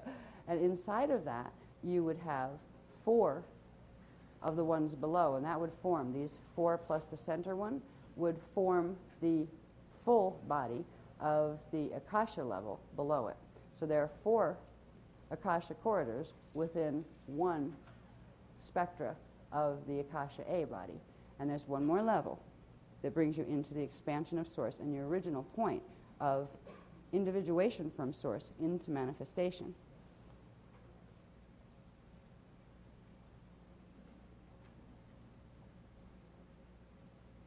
Okay. This one is called the Akasha Aya. It contains the first expression. This is where you are at one with the first expression of source as Manu, Mane, and Ire. Manu, Mane, an ire, the eternal trinity of flames, of standing wave flames. This represents the eternal first Christ grid, the Christ body, the first Kathara template. And inside of that, it's what you'd call Ecka level. On this level, it's called the Kristalla. These are the original templates, the first level of your manifestation as an individual. And it also applies to systems, to literally cosmic and universal systems are built on this same Vecca pattern. And it's really fascinating when you see inside of this, you have 4 of the Akasha A spectra, and inside of those you have 4 of the Akasha corridors, and inside those you have 4 Vecca quadrants. These are all levels of your own anatomy. So when you're pulling currents from higher frequency, when you're pulling from your higher self, know what you're pulling from. You have these levels of your body, and when they become activated in your shields, where you can begin to bring those currents of frequency and consciousness into your bodies here, they are known as the flame bodies, the eternal flame bodies. And they progressively allow the transmutation of form here. It is through flame body activation that once upon a time we were immortal, and once upon a time we could at will move through stargates. We could manifest and demanifest at will. We didn't need cars because we could levitate everywhere we wanted to go or just pop in and out. These are natural abilities for a Christed being or a Christed being. A Christed being is a being that has the template that originally emerged through the template of the original Christ and carries the Christ code, and their bodies and their consciousness are structured upon the Christ code. The anti-Christic is a fallen manifestation of this that results from the gift of free will choice. Source gave us the gift of free will, because if not, it would have been a dictatorship, and that's not the intention that Source had. It was a loving intention of wanting to give the gift of life that it itself knew. So within itself, it created an eternal life system that allowed for all sorts of creative expression, that sparks of itself, when they become individuated from itself, could do whatever they wanted to, even if that meant disagree. And if it meant disagree, they could, even if they chose, abuse the natural laws of the Christ. And it would create different types of experience. What was also built in, and why it is eternal, because the original intention was eternal life, a love-based eternal life system. The mechanics of physics inherent to the Christ code, that are the mechanics of how electromagnetic force works together and in relation to the structures that matter and space-time linear expression are formed on, those rules, they are natural laws of creation. It's not that God is going to punish you if you're bad or if you disagree with God and you abuse the laws of physics. Nobody's going to punish you but yourself. The law of consequence came in to creation with the law of free will choice, where this is the energy, this is how it works. You use it this way, you get this type of result in this consequence. You use it that way, and you get a different consequence. Beings that have fallen didn't fall because they ticked God off. They didn't fall because God's picking on them. They fell because, even though they had the full knowledge, just like we all had the full knowledge once upon a time when we first individuated from Source, we all knew the mechanics. We all knew how energy worked, and we all agreed that we would play by the rules. And if we didn't, we knew we would experience the consequences of that. And the ones that experience the consequences are their own teachers. So we teach ourselves, we remind ourselves why, that the Christian way is preferable. And that doesn't mean being a Christian in today's terms. It's not like saying if you're Jewish you're on the wrong path. That's not what I'm saying. The Christ with a K way, which belong to everyone. There are advantages to that because it is the way of perfect balance and harmony in the within the natural structure of universal energy. Our bodies, our Christ bodies, are created on it and through it. To embody the body of Christ doesn't mean to let yourself get possessed by a spirit of a guy who got hung on a cross.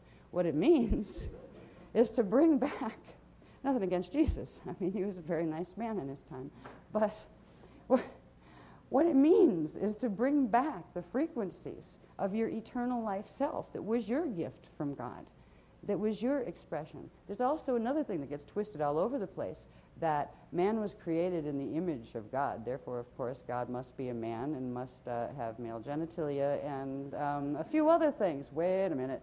No. God's Source.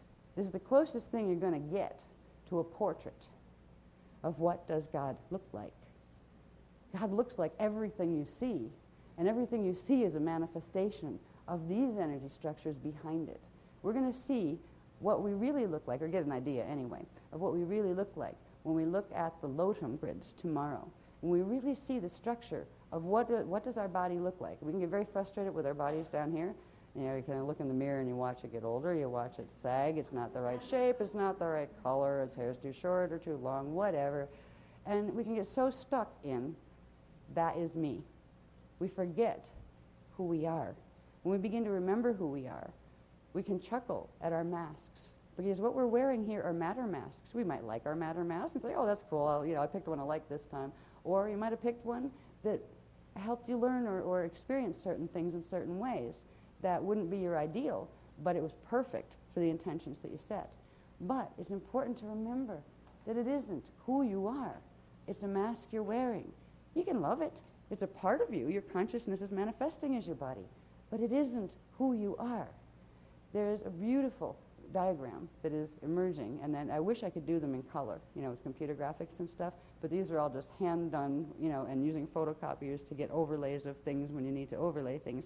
But if by the end of tonight, I'll at least show you what your immediate self looks like when you take your mask off, and what it means to reclaim your Ecka self. And they're really, really beautiful. They're not just flat little Kathara grids with circles on them. These are multidimensional forms of light and sound that are in continual motion and pulsing and breathing, and they're absolutely gorgeous. When you can see them with your inner vision, they're breathtaking. I wish there was a way to do a movie where you could use really great computer graphics and put up on a big screen, like even a surround screen, one of those, I forget what they call them, but where you get it from all directions. The depth and the beauty of these light bodies. The light body is not just a four-body system in the way it's taught here. The four-body system that some twisted teachings were based on were stolen from these CDD plate teachings, when those plates, plate 11 in fact, was stolen by certain groups on planet in the Atlantean period. So there are distortions in those teachings that you need to go out and become a Mormon. It means you need to remember who you are and bring yourself back into body. And that's what the Kathara Healing Program is designed to do, despite the fact that your DNA might be mutated. You can get around that with the power that's held in these levels of your anatomy. Yes? Would it be accurate to say that corner, sort of the very center of that is like the Azure of God's source? Yes, it's actually the Amareya flame point. We're the first. We get into the creation, the original creation in the dance floor program a bit more, where we're the first individuated spark called the Amareya flame, the eternal flame of Amareya, which is the main frequency pillar that downsteps all the way through all the levels of the bodies that ends up in your Azure. It is the Azure point. That point in any Kathara grid will be called the Azure. And it is the point where the central spark, which is housed in what is called the seed atom, is located. When we get into Merkaba a little bit, you'll find out that every Kathara grid has a Merkaba, and every Merkaba has a seed atom, and inside the seed atom it has an Amareya flame spark. And that's your direct link all the way up through the structures of the flame body into Source. So we are never really alone, but we can live the illusion as if we were by cutting ourselves off from those frequencies. And that's what's been happening on this planet because of the mutation. Some of us got ourselves involved in it because we made bad choices. Others of us came to try to assist those before they made the bad choices and got stuck here because certain things happened on a planetary level that we were trying to help the people who were running the place here avert, and it didn't. So there's a lot of us anyway here that we have forgot that we are directly connected through these many, many little Ecka seed atoms all the way down our Eucatharistic body. We are connected directly in to Source. And Source would be the level beyond this first manifestation of the void space. The void space doesn't exist away from Source. Source didn't stand here and go, boom, I create a void. Source said, I become a void.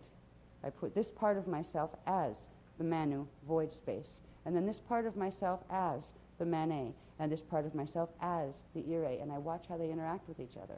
And it is through the interaction and the pulsing of the Mane and the Ire within the Manu that you get your first Partakai phasing rhythms.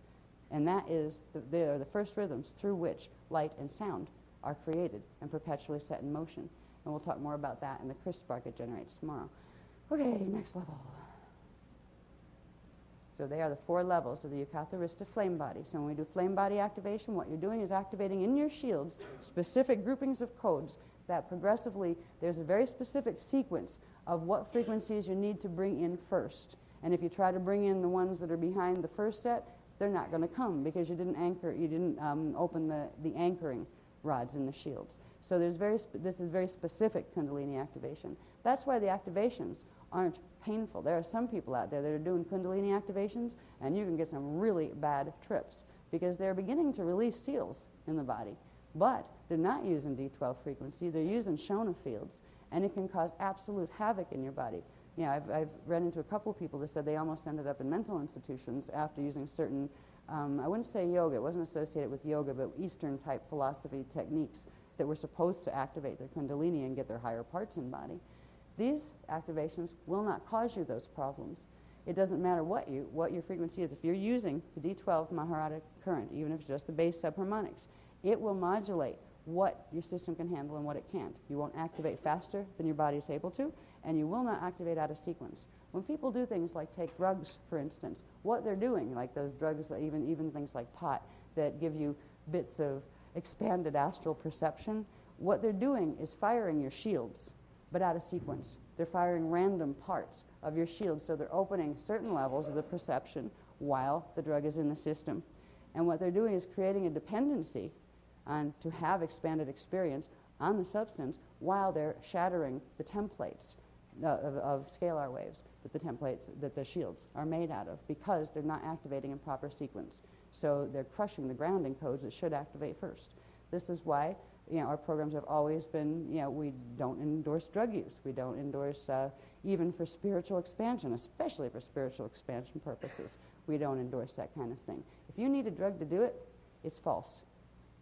But whatever you get, I mean, you want to go on a hallucination trip? That's what drugs do, because it won't be organic. And it might open doorways temporarily, but while you're opening the doorways, you're shutting all the windows. You're not going to be able to breathe in the room, and you're not going to be able to go back out that doorway again, because eventually it's going to close and lock, which means your shields are getting shattered when you use those things. So anyway, what we do is we teach you progressive Kundalini activation through the natural sequences inherent to the Christ code that are held within your body and your core template and your Maharic shield, so you don't have all the negative effects that can be associated with Kundalini activation. Now, this is just in the other programs, in the dancer programs, we call this the Stairway to Heaven, and it's used in terms of the macrocosmic Stargate systems and the levels of reality and planes of existence that correspond to the cosmic Ecka-Core body. In this Kathara program, we're going to look at these as the inner stairway to heaven, the levels of your own template that progressively expand you out into source. And both things are true. It is both external, as far as the planet and the galaxy have these things in the universe, but so do you, because you had to take on the Christ imprint to get into manifestation in the first place. So everything started as a manifestation of the Christ. Now, next one, please.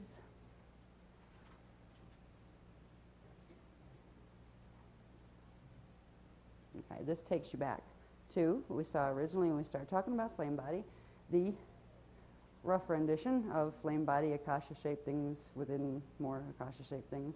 This is the full expansion level. What this is showing, and you can read through this, because the activation, those of you who did the activation class this afternoon, what you were doing is progressively beginning the process of building this flame body, or expanding the subharmonics of those levels of your auric field into your shield so they can come into your body. It's going to be a while before you get out here. It doesn't just go, bang, I want my 4-body system activated. You might get 4 bodies. It'll probably be mental, emotional, and like first level of spiritual and physical. But it takes a while to activate these things. And first, the mutations within the DNA that are moving all through the lower density level of the Vecca body. So it's the Vecca body that is holding these distortions. Your Ecka body is not distorted. That's why your Ecka body and what's called its base shield can be used to regenerate your templates. And that's what we're doing with Kathara 2 and 3. It's time to regenerate. It's time to get our lodum crystals back in shape. It's time to reclaim what we really look like. And you'll see what that is when we get done with this whole series of graphs.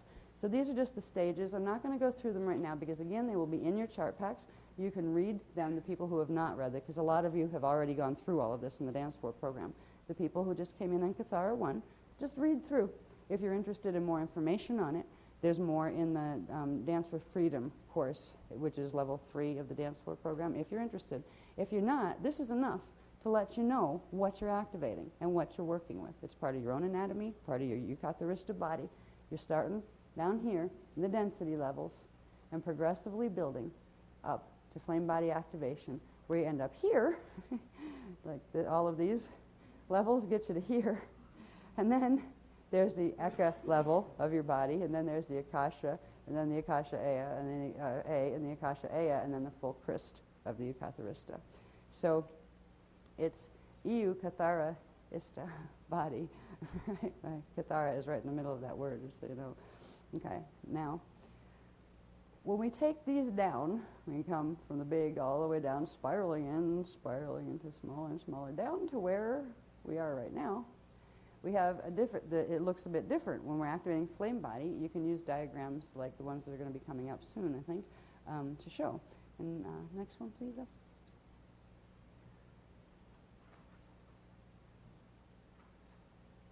Oops, we're going to do Vecca codes first. Okay, hold that thought in mind. Remember the picture of the Ecka-Core body, the big layers of it. Let's come down to level 1, which is the Ecka-Vecca body, right? Okay, that's the Ecka-Vecca body. You're down here in the density body system, in the particum universe density body system. That part of your anatomy is where your consciousness and your body is focused right now. Now, this can be looked at as the Vecca shield, all right? It holds the template of the 4 Kathara grids and the core Ecka-Kathara template. These spots in between here, these are called void codes. They open, they allow the shields to open and run frequency between the particle and antiparticle and between the light fields. And it's through the process of blending these frequencies and bringing it all together that you reassemble and expand into your Ecka body. So when we do flame body activation, we work with what are called Vecca codes, and that's some of the things. You did a consolidated Vecca code activation today to begin this process of releasing all of these Vecca codes. Now we learn, here's the names of the Vecca codes. We have Bi-Vecca, Tri-Vecca, Q-Vecca, Da-Vecca, Ra-Vecca, Ayahea, Leahea, Rushea, Shani, yeah, there's tons of them, all right? There's also Ecka codes, which are the next level up. There are Rushea scepter codes. There are levels of these. They all correspond to these cross areas, these 45-degree axes that exist between the quadrants in whether you're looking at the Vecca level or wherever you see the crossovers of 4 going up in the Ecka-Core body structure. So Vecca codes were the beginning of opening up the frequencies that will allow the frequencies of the Ecka body and the flame body to begin activation. Next one, please. And if you want to know more about Vecca codes, you can read that in your chart pack, and it's in I think Dance for, what did we do? Dance for Life, was that in? Vecca's? One of the Dance for programs. There's so much that's gone since then, it's hard to remember which came from where. Basically, okay, yeah, that's right, Dance for Love, it needed the grids. Yeah. This is just showing you that in the antiparticle universe, you're not alone, you have a double. And this means in your personal Ecka-Core body, you have a double, a self that is focused in the antiparticle universe, that is your parallel self. And in a normal time, you would know yourself, when we're not under DNA mutation, you would know yourself as the same self in both places at once.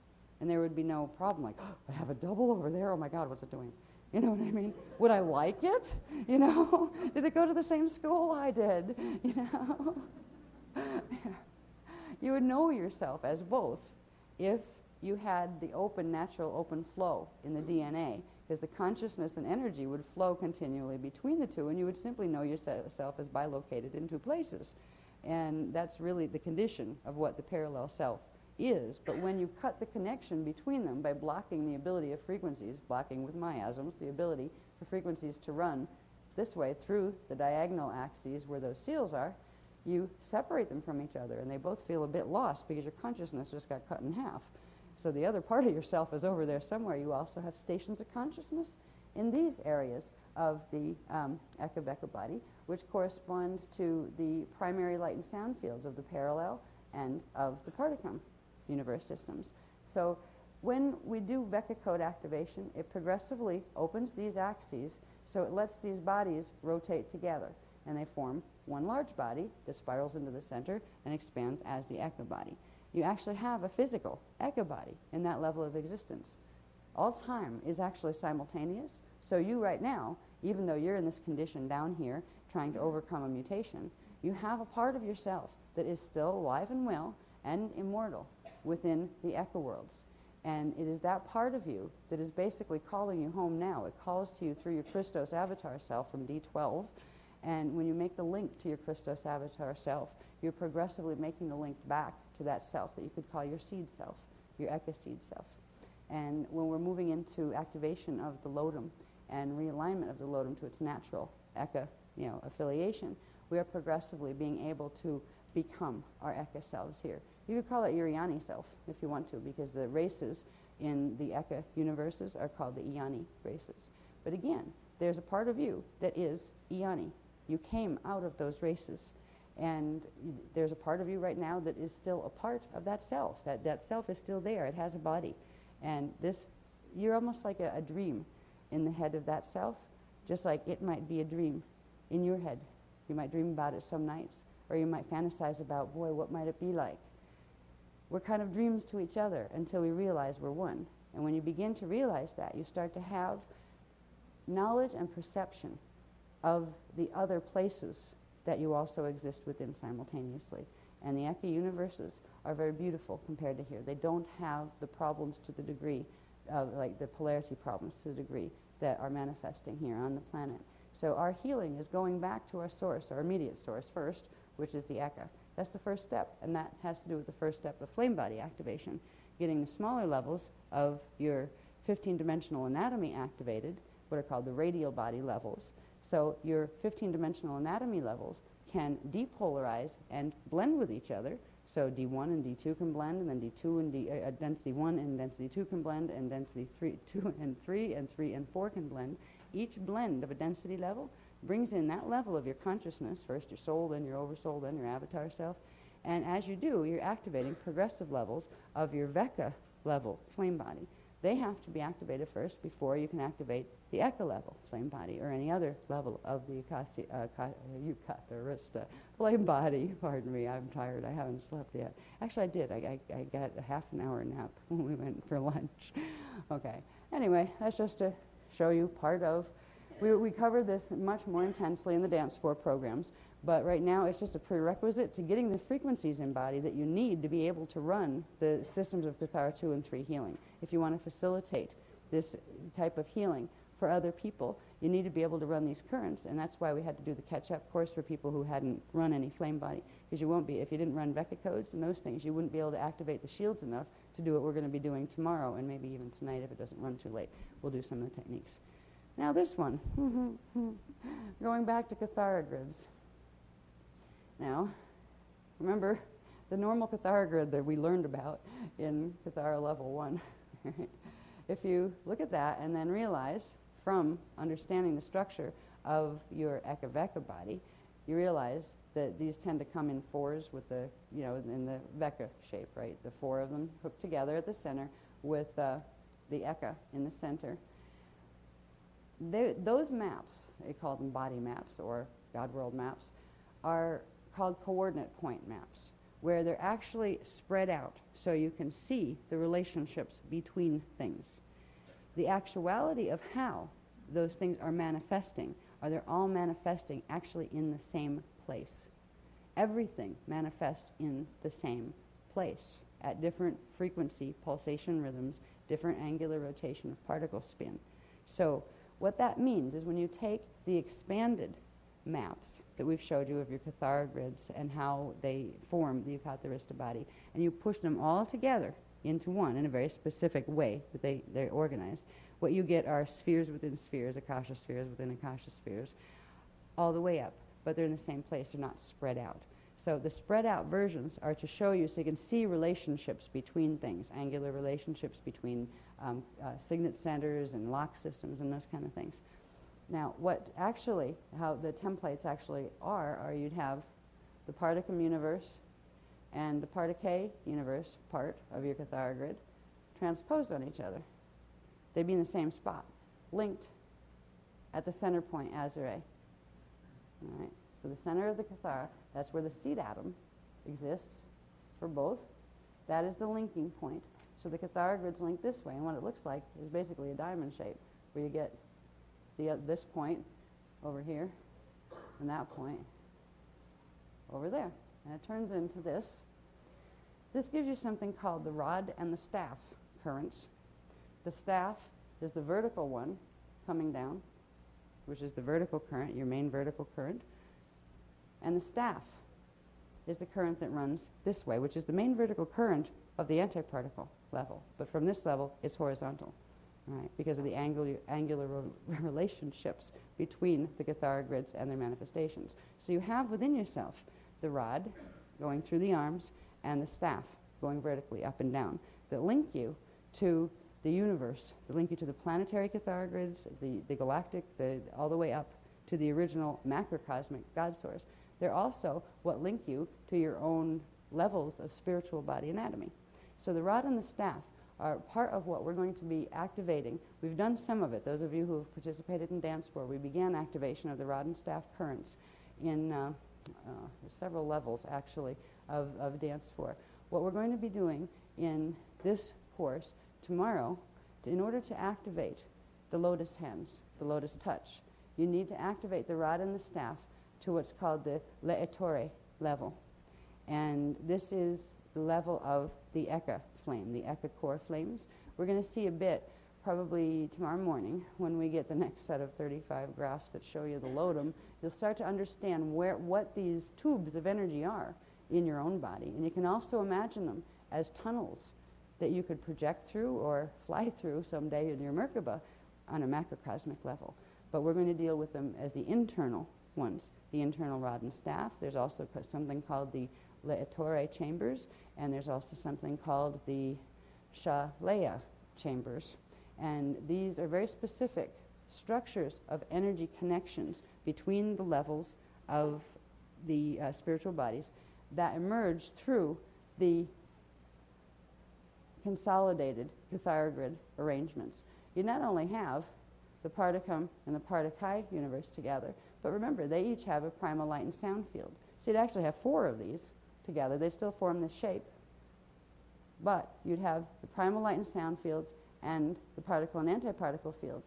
What these form are, again, spheres within spheres, Akasha spheres, that are connected through the Akasha tip up to the next level. And it's through the Akasha tip that you find the central staff pillars running down. They also run out the bottom and down into like the next level of expansion. So this is beginning to understand some very complex things about the structure of your multidimensional anatomy. It applies to your physical anatomy, but it applies to your spiritual body anatomy as well. And when you start to understand your spiritual body anatomy, you realize that you're much more than you ever thought you might be. You don't just have this thing called a spirit somewhere that's something, you hope it's there, you think you have a soul, you probably do, hopefully. You know, a lot of people hope they do. Sounds good, at least I'll believe I do because it makes me feel better. Know you do. And know what it looks like. Know those parts of yourself. There's the saying of, know yourself and you will know the truth, and the truth will set you free. That still applies today. That's why these are the freedom teachings, and they were in the Christ period as well. So this structure is going to become important, oh God, in understanding some of the graphs that have come through on the Lotum. If this looks a bit challenging, you should see when you put more of them in, and some at 45-degree axes, and you look at the signet Kathara center alignments that take place. Now, where those alignments take place are where there are direct energy center interactions of the currents that are carried, and the flash line sequences that are carried by each of those signets. What these structures form when you get to the Lotum level is just absolutely beautiful. The sacred geometries are fascinating, and I hope sometime to be able to see the diagrams rendered, you know, more graphically perfect and in color with computer graphics, because they would be absolutely gorgeous.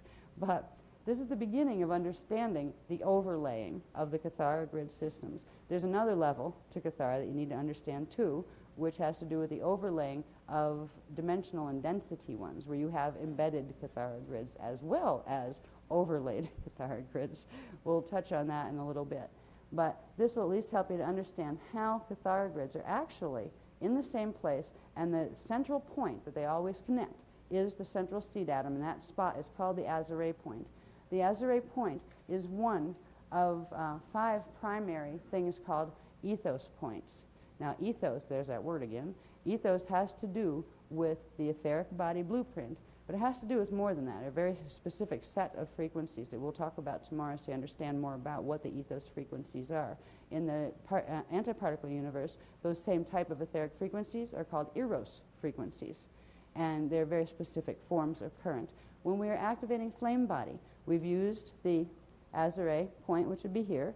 We've used the Iyumbi point, which would be here, and it's just below the navel in the body. We've used the Rajna point, which would be here. There's another point called the Mahadra down here. There's another point up here called the Adrana. And then there's 2 other points we're going to learn about tomorrow. One is called the Le'etore down here, and another is called the Litue up here. And they connect into literally the one on top. The Litue connects directly into what's called the Adrana triangulation in the center of the brain. And that we'll get into a bit probably tomorrow as well. So this is the beginning of understanding the structure of your more immediate anatomy as well as your extended anatomy. Next one, please. And it's a lot of information. If you haven't been to any other workshops before and you just had Kathara 1, if your head is spinning, that's okay. Just take a few deep breaths and say, whatever, it's nice to know what's there and know you're getting a chart pack. So if there's something you want to remember, you'll find it. It'll be there. You don't have to memorize all this stuff, but touching base with it so you can get a little bit of a glimpse, a little bit of a photographic reminder of who you are and what you actually look like in your eternal state. That's good enough. But the technicals are important so you know what you're doing when you're running frequency. So if I say, put energy down here and move it that way, you can trust there's a reason to do that that looks pretty convincing, like it should be something you don't have to worry about doing something terrible to you. Because in this day and age, if you're sitting in somebody's meditation class or workshops and things, you would be amazed at some of the stuff that takes place there. Astral courting goes on all the time. People come that had clear fields, will come with all sorts of things stuck in their fields that terrorize them there ever after, and they don't know why they're having problems. We are safe in these workshops because we teach everybody to run their Maharic seal. You're responsible for your safety. We'll try to help keep you safe, but you've got to keep you safe. Run your Maharic seal. That's why we teach these technologies. Anyway, we'll get back to this. When it gets to, I won't go heavily into this, but when you get to those overlaid Kathara grids, where they're all taking place in the same place, linked at the center point of the Azure in the seed atom, what it creates, they create spheres around them, and they create spheres within spheres. I haven't showed the Akasha points on these yet, but to give you the idea of the spheres within spheres within spheres, you have first the Ecka sphere, which would be your Ecka body. Then within that, you have the sphere of your Vecca body. Then within that, you have the sphere of your density body, and you also have your antiparticle one and your primal light fields around the same place of that. And then you have smaller spheres going down for each level of your density body. You're in a sphere right now. That sphere is called your radial body, which is what keeps you separate from your dimension 4, 5, and 6 density 2 level self. Right? So these spheres within spheres within spheres, but they all have different axes in relation to each other, which is enough to drive you slightly batty when you try to track Merkabas and where is north, where is south, where is east, and where is west, what's left and what's right, what's up and what's down. It depends on where you're standing, right? Now, we won't get heavily into this, but if you look here, we have the north axis of the Ecka sphere over here. South is here. East, which is determined by the shields. Okay, these are shields spinning in here. If you looked at the Kathara grid, you'd have a Kathara grid, the seed atom center at the Azure, and a shield disk spinning there. We actually have more than one, but we'd show the center one. This is showing the center shield disk right inside of the sphere. That's north, that's south, that's east, that's west of the Ecka. Now you have the Vecca here. This one is enough to really, unless you're really good at visualizing in your head, like different angles on three-dimensional objects, it can be enough to just make you kind of go, these diagrams are awful at the time they were coming through too. They were very, very hard to translate. Wait a minute, where am I? I was using apples, right, with pencils stuck in them. All right, that one's this way. And picture an orange around that. All right, that one's this way, to get these angles lined up. What you have inside of this is this, but its north is here, which means it's sticking out this way, right? Which means all of these are different directions. So Vecca north would be sticking up this way, while Ecka north is going over that way. If you figure spheres within spheres within spheres. The directions become important when you're working with certain things like Merkabas, because you'd like to be able to know, okay, I'm going to spin it clockwise, my top one clockwise. Compared to what? In relation to what? In relation to myself? There's a whole set of mechanics that we've taught with Merkaba, where you look at the shields and your Maharic shield and you realize the 6 point is in the front. 6 means front, and 12 means rear.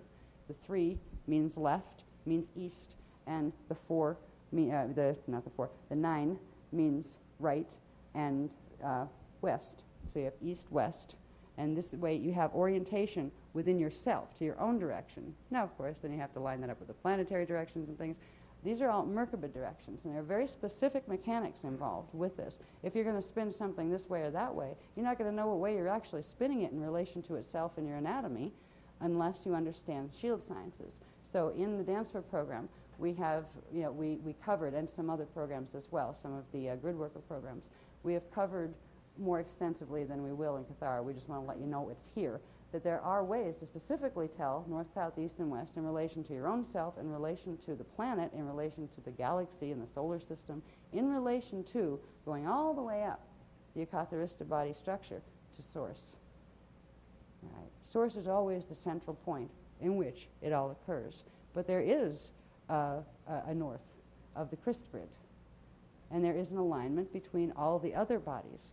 So it's not, and what's funny is they're not fixed alignments, they're fixed cycles of alignments. They spin. So they're all moving within each other. This is where time is created. Tracks of time are created through frequencies moving through the shields and spinning the shields and the spheres in different relationships to each other, which bring different currents into alignment with each other at different times. What we're in on a planetary level right now is called a stellar activation cycle, where on the planetary, galactic, and universal level, the Kathara centers, or stargates, are opening because of the cycle of time, or sphere alignments that we're in the middle of. So this is part of understanding your body structure too, but you don't have to go into it heavily, just know it's in there. So you have an orientation as to when we're talking about these spheres within spheres. This isn't just fluffhead stuff. All right, there's very technical knowledge attached to all of this, just like there is, attached to the atomic structure and those kind of things.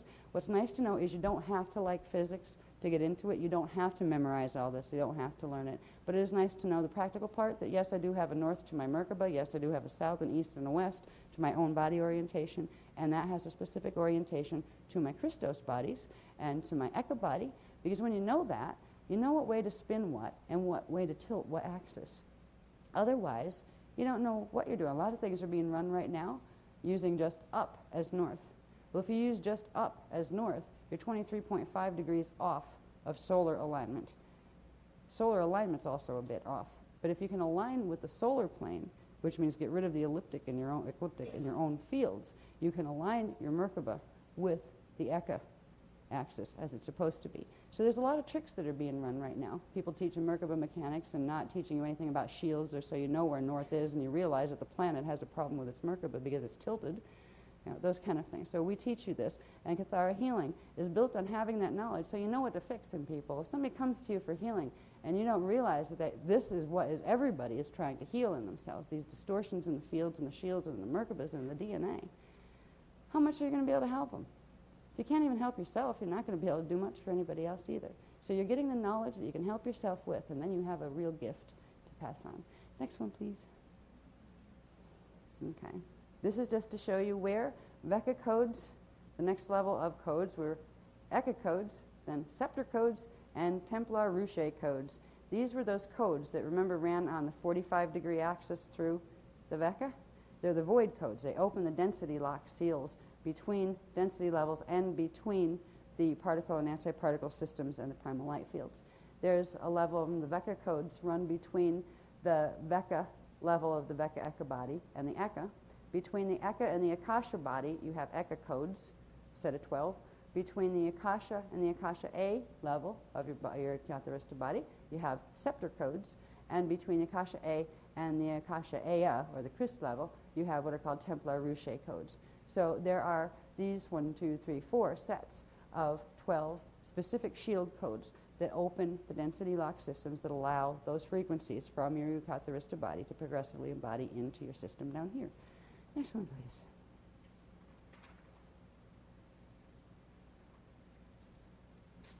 Okay. This code is one of the codes. Can be used, this is called the Christ code, the Cosmic 1212 Christ. It's the electrical code. This can be used because it contains within it the 12 Vecca codes. This code can be used for consolidated Vecca code activation at this point. When we first started using the Veccas, we had to work each one of them individually, or like sometimes we get 2 or 3 in a group. We had to work each one of them. Then we'd have to wait before we'd be given the next set of codes. At this point, the planetary shields are strong enough where they will sustain, and your own shields, because they're connected to the planetary shields, will hold the pattern if it's put in. It's a mathematical code that activates very specific lines or flash lines within your shields. And this is the beginning of Vecca code activation. So I just stuck that in there so you'd see the example of the Vecca codes. And each one of those little circles is a Vecca code. The 12 Veccas are in that larger code. Yeah, see these?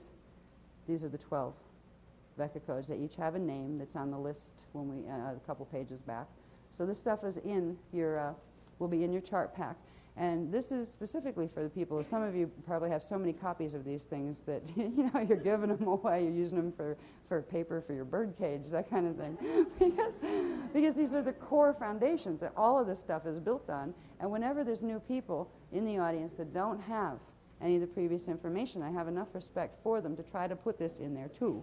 It's kind of a patience thing. You might have heard it before, but never in the same way twice, by the way. If you haven't realized that, like, you tend to learn a little bit more, pick up a little bit about stuff you thought you knew about every time it's talked about. Because it's talked about with a different shield, with a different group of people around it, which means different aspects of the same information come out.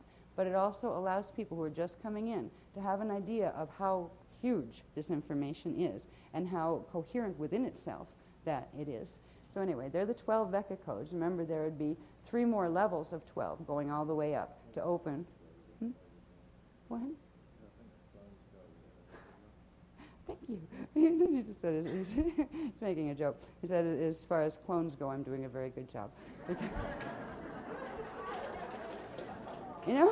We're translating these diagrams. I was wishing I had a clone, and I was going to say, you do that. I'm going to go to sleep for a while, okay? But, sorry, it doesn't work that way. Anyway, how am I doing on time, by the way?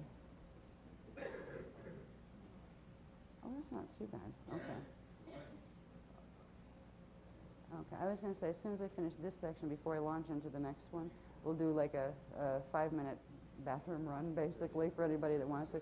Because what I try to do is, what I'd like to do, ideally, I would like to be able to put, to give you a break from technical heavies to doing something fun, a technique or getting up and stretching or something. But sometimes the material doesn't work out that way. So we'll do little breaks or whatever so you can get up and stretch. Sometimes it's important to get through a whole series of material before you can get to the techniques. And, so you know what you're doing when you're doing the techniques. I wanted to do this stuff first before we did the catch-up class for the Kathara 1 people, but the time frame didn't work out. There were still, like, the 30-plus graphs that had to be worked on for tomorrow morning, and they have to get out to go to Kinko's and that kind of thing. So I do try to make it more pleasant, but sometimes the data flow just doesn't allow that to happen, and I'm trying to get more control over that in presentation. So I do apologize if you're getting stiff and you're kind of like, there's a look that happens when people are on frequency saturation. It's not a mean look, it's not an aggravated look or disinterested, it's just pride. Hello, I'm gone. I reach that frequently when I'm translating this stuff for the first time. I can't do anymore. I need a break. So we'll take a break before we'll finish Flame Body because that's almost done. But we'll, before we go into Merkaba, we will take a break because that's a series of graphs. If we can get through that, then it will be time, I think, to, let's see, I forget how much I have in here. What number are we on? Let's see. What page number is that? Oh, out of 62? Okay. Okay. Anyway, we'll take a break as soon as we finish Flame Body, which will be any minute now. All right. Next one, please.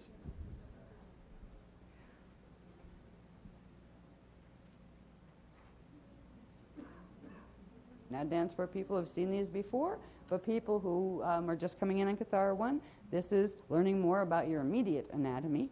This is learning about your astral body level and what's called your radial body. Now, we talked about the Huva bodies, the three-dimensional Huva bodies in each harmonic universe.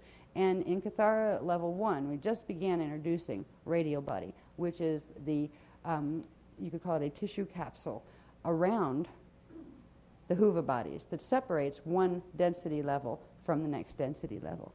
The radial body is composed of a trion field. Now, trions were D11. Remember the trion units, ionic particulates? All right, that's D11 trion units.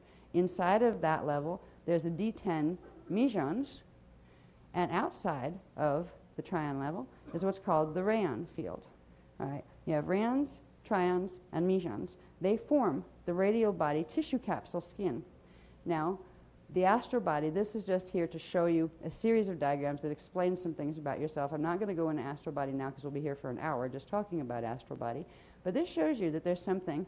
There are these centers. This is where we got into the centers of the Iyumbi and the Azure, which is later up here, and the Rajna, which is here. And then later in other workshops, we got the Adrana, or the Mahadra and the Adrana things. And then we're getting two other ones, through in this workshop. But this is the beginning of where we start to understand those parts of the anatomy.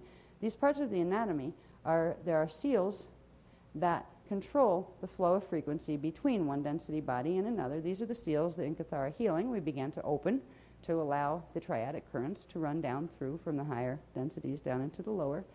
What's important to understand about the radial bodies is it is this part of your immediate auric field anatomy that activates into a flame body that allows this capsule here and the next one in the density up above to open, depolarize, and turn in to a flame that holds both. This all expands into one, and that's just one density level. You've crossed the density void and activated flame body on one level, density 1 to density 2.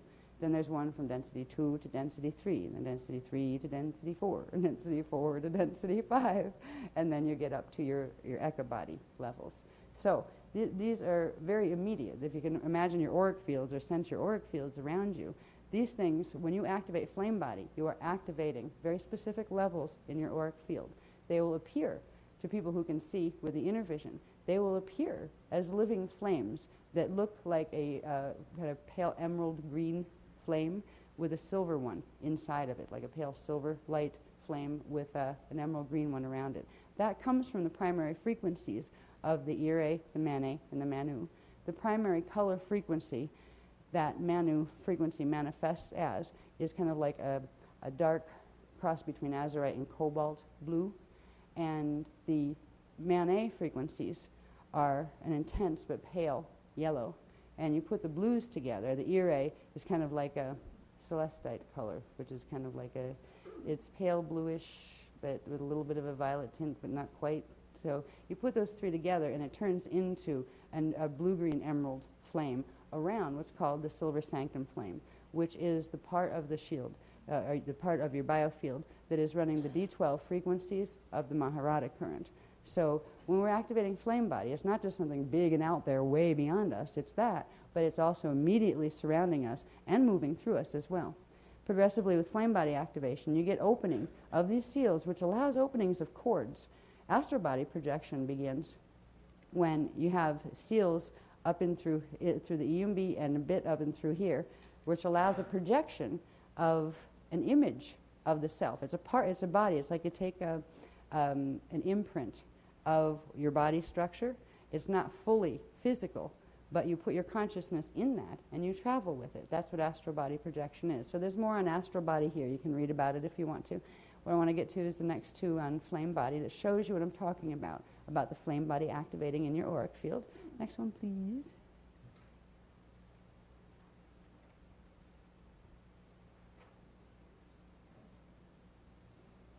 Okay. Now this would show you the activation of first what's called the silver sanctum.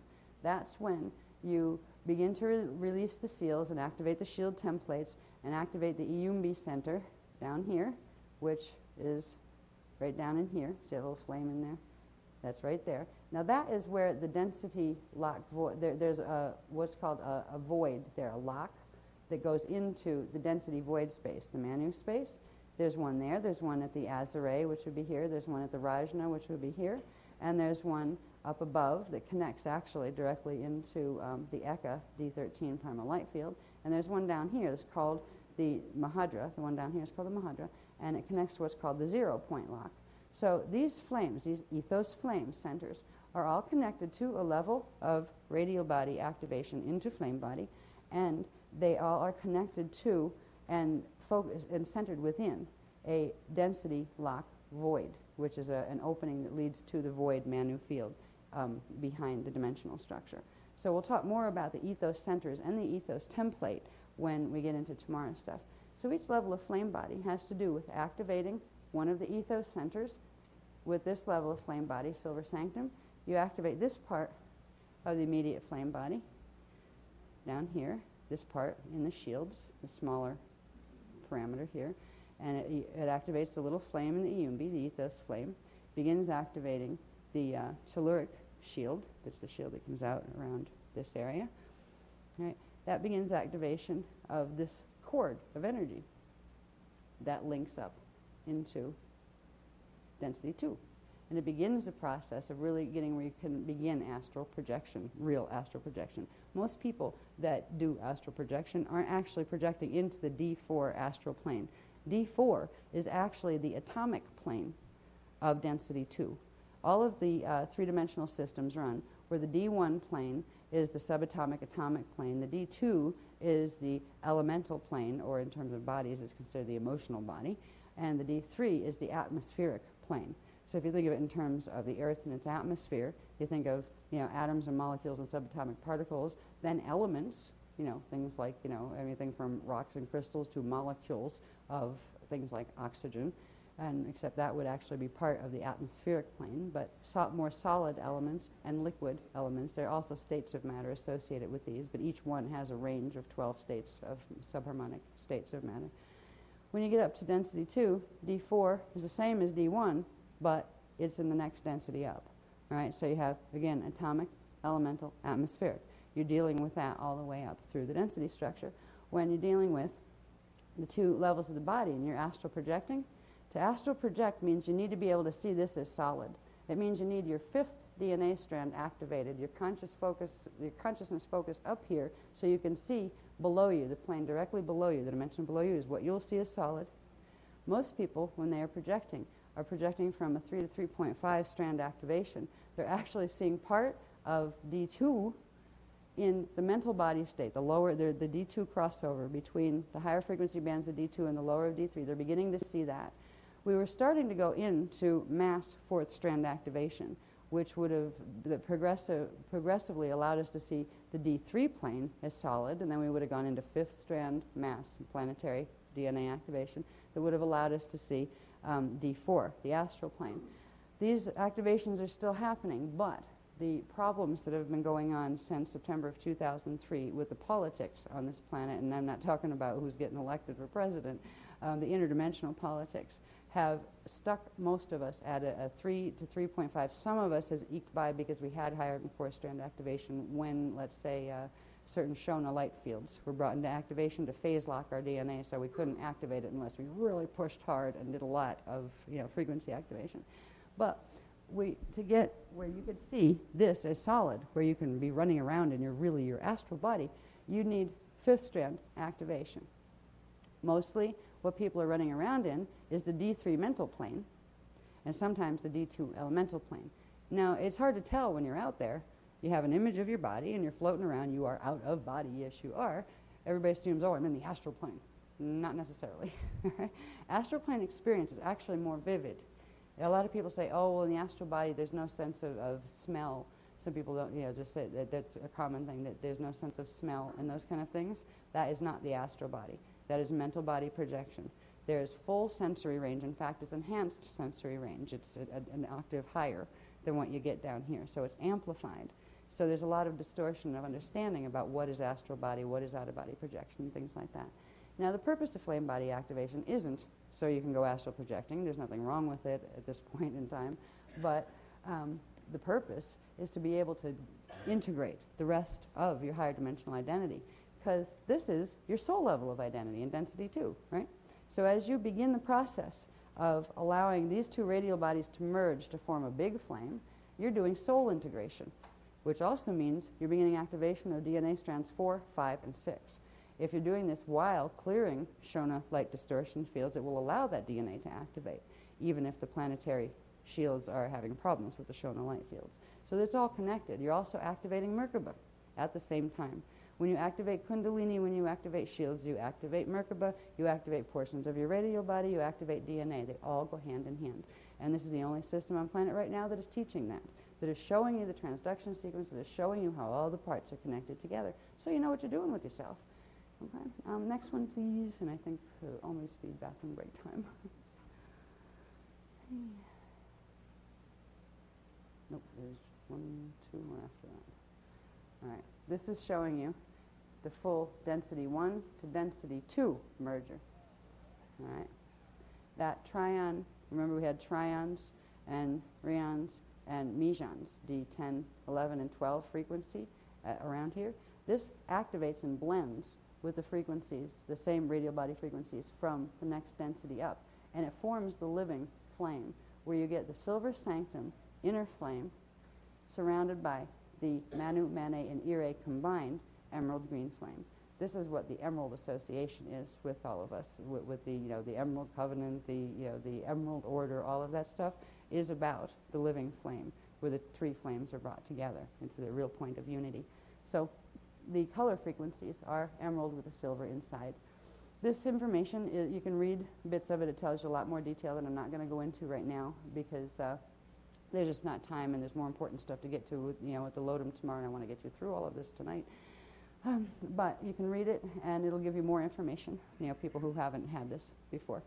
So this is just showing you what flame body activation is on the immediate level, and we also showed you on the larger level over your expanded fields what it means, and they're both connected to each other. To get to that big expanded Yucatharista body, the fourth level out, the first level of expansion from source, you have to go through all these levels. Then you have all these levels on the Ecka level, all of these levels on the Akasha level, all of these levels on the Akasha A level, at the end of the Akasha A level, because each of them have a Kathara grid, which means each of them have a density system, right? A density stack system with the 4 densities. So there's a lot of levels of flame body activation. Just the fact that we're activating any of them is quite an accomplishment. So don't worry about getting to the top. Just be glad that we have the frequencies available, that we can do this now. Next one, please.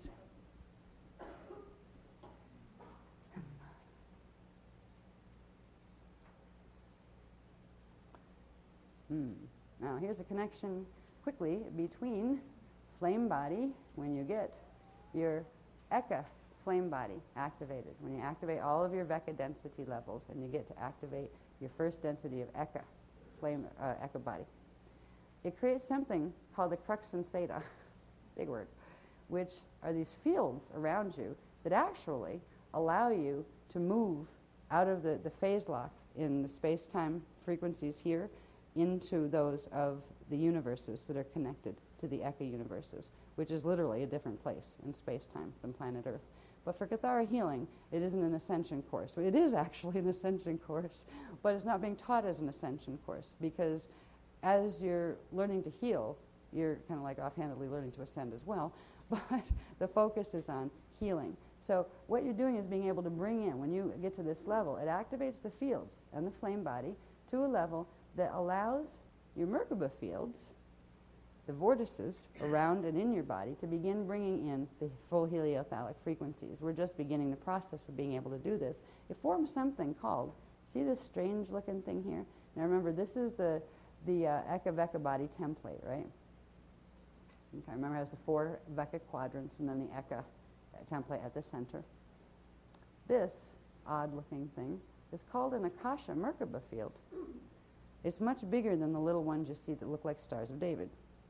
We'll show you in a little bit, very quickly, the forms of Merkaba and how bunches of those little ones that look like Stars of David that are called bivecca Merkabas, that can go vertically and horizontally, but they cannot go diagonally, therefore they cannot go into the Ecka universes because they are on the 45-degree slant. The Eckas run 45 degrees to the Vecca systems. There are sets of bivecca Star of David-shaped Merkaba fields that group together to form first what's called a double bivecca, which is this shape here, where instead of having 6 points when you look at it flat on a page, it has 12, and that emerges, it actually makes one of those and another one down here, and that opens up this big umbrella. And this umbrella Merkaba, I call it an umbrella because it kind of resembles one, is your Akasha Merkaba. And that's the type of Merkaba that when you fully activate it, it would give you the ability to have full activation of the DNA strand templates that you could go into, literally teleport yourself into the Ecka universes. You could disappear from here and show up there without an airplane because you have your own. We're not worried about doing that right now because there's a lot of phases of clearing DNA muck first before you're going to be able to fully sustain an Akasha Merkaba. But that is the objective, is to progressively bring that into activation because these vortices, these are spinning vortices of energy. They're bringing the heliotalic frequencies down into your body, which gives you the power of current thrust to clear the mutation. The reason why we've used the progression of information in the Kathara program and also the Dance 4 programs was because we needed to get to the point where we could generate enough frequency thrust that we could take on the core of the mutation, which is what it's doing in the Lotum. All of these shield activations and flame body activations are so we can bring in enough frequency first in subharmonic form to get the mutation out of the way. And now we're at a point where there is enough frequency running where we can begin that process. Once the mutation is out of the way, all this stuff is part of a natural anatomy. You think you want to go someplace and bang, you are. So we have to learn how to think really carefully. You know, when you astral project, you learn this too. If you like think, oh, I want to go over there, and you think it too hard, you go, wow, and you're like through the wall, over there, next county. You're going to go, whoops. When we get these type of Merkabas, before we get those, we need to work on mental body training. To be very careful in how loudly we think a thought, how intensely, how we direct our emotional body energies, because if you're ticked off or something, you'll be throwing flame balls around at people without even meaning to, you know, when you have this kind of power and consciousness with you. But of course, once you get to that level, you learn to tame all of those other smaller things anyway, so you don't have to worry about it too much. Is there any more in this series? Are we on Merkaba yet? Because I won't go into that. We'll do that when we come back from break, I think. Yeah, that's another thing. So I hope the people that have been through these in various forms with the Dance 4 program, I hope we're not boring you to death with showing the sequence and how it applies to the Kathara. I think it will help you when you have this sequence in your head, once you take that into the Lotum that we're going to deal with fully tomorrow. I think you'll find it's helpful to have that refresher of sequence. So I usually say 5 minutes and it ends up 10 to 15, but if I say 10 to 15, it ends up as 45. So let's say it's 5 minutes and be back as soon as we can, okay? Okay. Now, we're not going backwards, but there's something I wanted to point out on this graph that has to do with the one that we were going into, that has a lot to do with what we'll be seeing tomorrow as far as the Lotum goes. And there's a whole bunch of people that aren't sitting over there, and I don't know if they left or they're just around someplace. Anyway, this little symbol up here is called the ruche. Now, the ruche, you'll see it on some of the necklaces we have. It's the original, what is called the Eternal Life Christ Cross. All right. It refers to, in the core of the crystal grid. This is, remember, at the top level, or the first level of individuation in source of your Katharista body. There's a specific way that source creates the Manau, the Mane, and the Ire standing wave fields, and then creates the crystal within it. Within the crystal grid, you have your 12 points of frequency, your first 12 signets. All right, they're your first 12 points of vibration and oscillation that will, that set the crystal grid. And then you have your other 24 points in the crystalla. But if you'll notice on the crystal grid, there are these other circles, and they form different angles. These 12 circles are called the 12 Ruche pillars.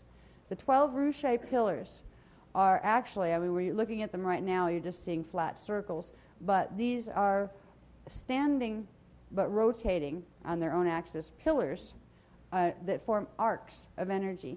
These are going to be, understanding a little bit about the Ruche, the fact that it exists, will be useful in understanding the Lotum, because in the formation of the Lotum, the 12 Ruche pillars are a significant part in the creation process in general, whatever level you're creating at. But in the Lotum, they're a key part of the Lotum as well. So I wanted to point out on this diagram that we'd already passed the Ruche cross.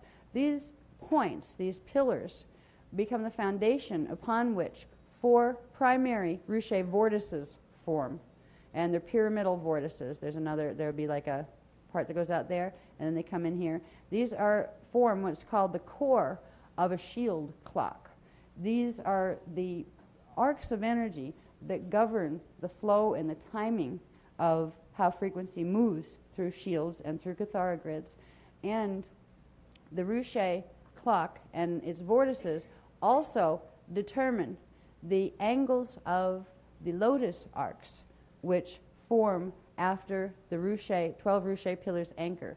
In the creation process, what happens is first, after the 3 primal fields are set of the Manu, the Mane, and the Ire, then what's called the 13th pillar, which would be the center point, is the first pillar of frequency. There's the Amareya pillar, activates, and it creates literally a beam, a standing wave beam of eternal light that runs through the centers of the Azure center of whatever Kathara grid level you're creating on. Once the 13th pillar is anchored, then the 12 Ruche pillars anchor. And as we'll see tomorrow, they form what's called a spindle. And the spindle it's very similar to when you look at the processes of cell division, of how chromosomes pull, the spindle, they actually call it a spindle in cell division, pull apart, and the chromosomes line up on each side, and then the spindle disappears and the chromosomes break and the cell divides. Well, it's very similar to that. So the Ruche pillar is key to a lot of things. It's key to the vortices, the primary vortices that govern the formation of Merkaba Fields and the formation of the Lotum. And it's also key to the archangels or archangels of the Lotus petals that are other standing arcs that form in between the Kathara grids. We'll get into the arcs of the Lotus arcs tomorrow more so, but I wanted to point out the existence of these Ruche pillars, and you'll begin to see more of their importance tomorrow. So I wanted to point them out there. Just as in every Kathara grid, you have your 12 signet points, you also have your 12 Ruche pillar points. So when you see a Kathara grid, it implies a lot of things. It implies Ruche pillars. It implies a 13th pillar point. It implies those 5 primary ethos points that, the Iyumbi, the Azure, the Rajna, which isn't shown on here, but it would be in these void spaces. These are the primary density lock systems to go into the void Manu space at the crossbars. You'd have those 3, and then you'd have the one on top between 12 and 13, and the one on the bottom between 1 and what's called the 0 point lock. So these are some things that whenever you see a Kathara grid, know that they exist there, even if they're not marked on it. Those things are an integral part of the Kathara grid system. And the Ruche pillars will become important when we begin to look at vortices tomorrow and how the primary vortices are formed, how they form the Lotus arcs, and how they form the Lotum crystal body, which is the holographic projection field that literally we outpicture into, let's say. We are surrounded by this sphere of energy that has facets. It's a crystal shape. We have smaller ones inside of us, but we have larger ones outside of us. And they are literally the living memory matrix that holds memory, but also serves as a screen upon which our holographic projections of reality are formed. That's where we get our three-dimensional illusion of space-time and matter. And it's all because of the core structure of the Rouchet 12 pillars. So they're called the 12 Rouchet scepter pillars, and they are the core of all Kathara grids, and they are the core of all manifestations and of all shields and shield clocks. They are also what govern of where you start out with the Rouchet, and that forms in a specific way also, where you have the first level of polarity forms 2, then the next forms the 4, and then they each polarize and form 2 more. When you get the Rouchet pillars, these become vortices, and when you trace the angle from the center point, there are angles of projection that run from the center point through them, and you get the 30-degree spacing axes, and here you get the 45-degree axes that templates are composed of. So all of these angles are built on the structure of the core Rouchet cross, and that is the original Christ cross. That's what a cross is supposed to look like, not the other one that that you hang a man on, kind of thing. It's not. It's supposed to have the cross beam in the middle, and it's perfectly balanced, and it is the core of the creation structure of the Christ grid. I wanted to show you that because the next diagram that we're going into is showing that you have one of these in your body. It's a really rough diagram. I didn't have time to clean this one up from when it was made, and I think it was in France or something, workshop when that was made. But just to show you that you have it, because we're going to be talking about it more tomorrow when we get into structure of the Lotum. In your Kathara grid here, it shows you again where it would be. It's not the greatest diagram here. It needs a bit of work. But it shows 1, 2, there's 1 here, 3, and 4. This one should be down a little bit, actually. That angle is wrong right there. It was a quick diagram. But you have your 3 little triangles. These are technically 45 degrees from each other, okay? When this diagram is done correctly, it will have these at 45 degrees from each other. This has to do with the projection of, if you look at this as a part of Chi, and you have a part of K and a part of Cum, that they separate at a 45-degree angle from each other. This will become important in understanding the formation of living light and Christos light that can regenerate its spark. We'll talk about that tomorrow as well. So the Rouchet holds this coding. It is actually the intrinsic coding for the formation of light, both light and sound. It is in the body, in the Kathara grid. It's easier if you just look at the regular Kathara grid as it's in the body, like in Kathara 1, and see where those points would be in relation to it. It's about not quite halfway to the center line on each side. So if you have the signet here, the center point here, it's not quite in the halfway point. It's a little further over toward the signet on both of them. That would be over toward that way. These are at the halfway points between these signets and these. So you could, check out your own relationship of where you could see these, because that diagram's not very clear. But we'll see more of the Rouchet. We're also going to see more of Kathara grids, because we need to understand a little bit about embedded Kathara grids if we're going to understand more of the Lotum, and the fact that if Kathara grids are embedded one within the other, dimensional ones within each other, and then around them density ones, it also applies to Lotum crystals. So we begin to understand the network of crystalline structures that in our anatomy that go from in-body to all around our body into the Ecka-Core body. And we begin to understand what it is we're doing when we do axiom-based shield bonding in order to bring our Lotum crystals back into their natural functional alignment. Because we're not just aligning one crystal, we're aligning a whole series of them. We're realigning a broadcast station inside of ourselves to pick up the natural currents of the Ecka and the Christos currents. So the Rouchet is the core of a lot of things. Most of a lot of things we'll see tomorrow, but I wanted to, while we were on these diagrams, to show way back here this information, was started. So the Rouchet pillars aren't something we just spring on you and you go, oh, where'd they come from? They come from the Christ grid itself. They're an intrinsic part of the Christ grid. Oh boy.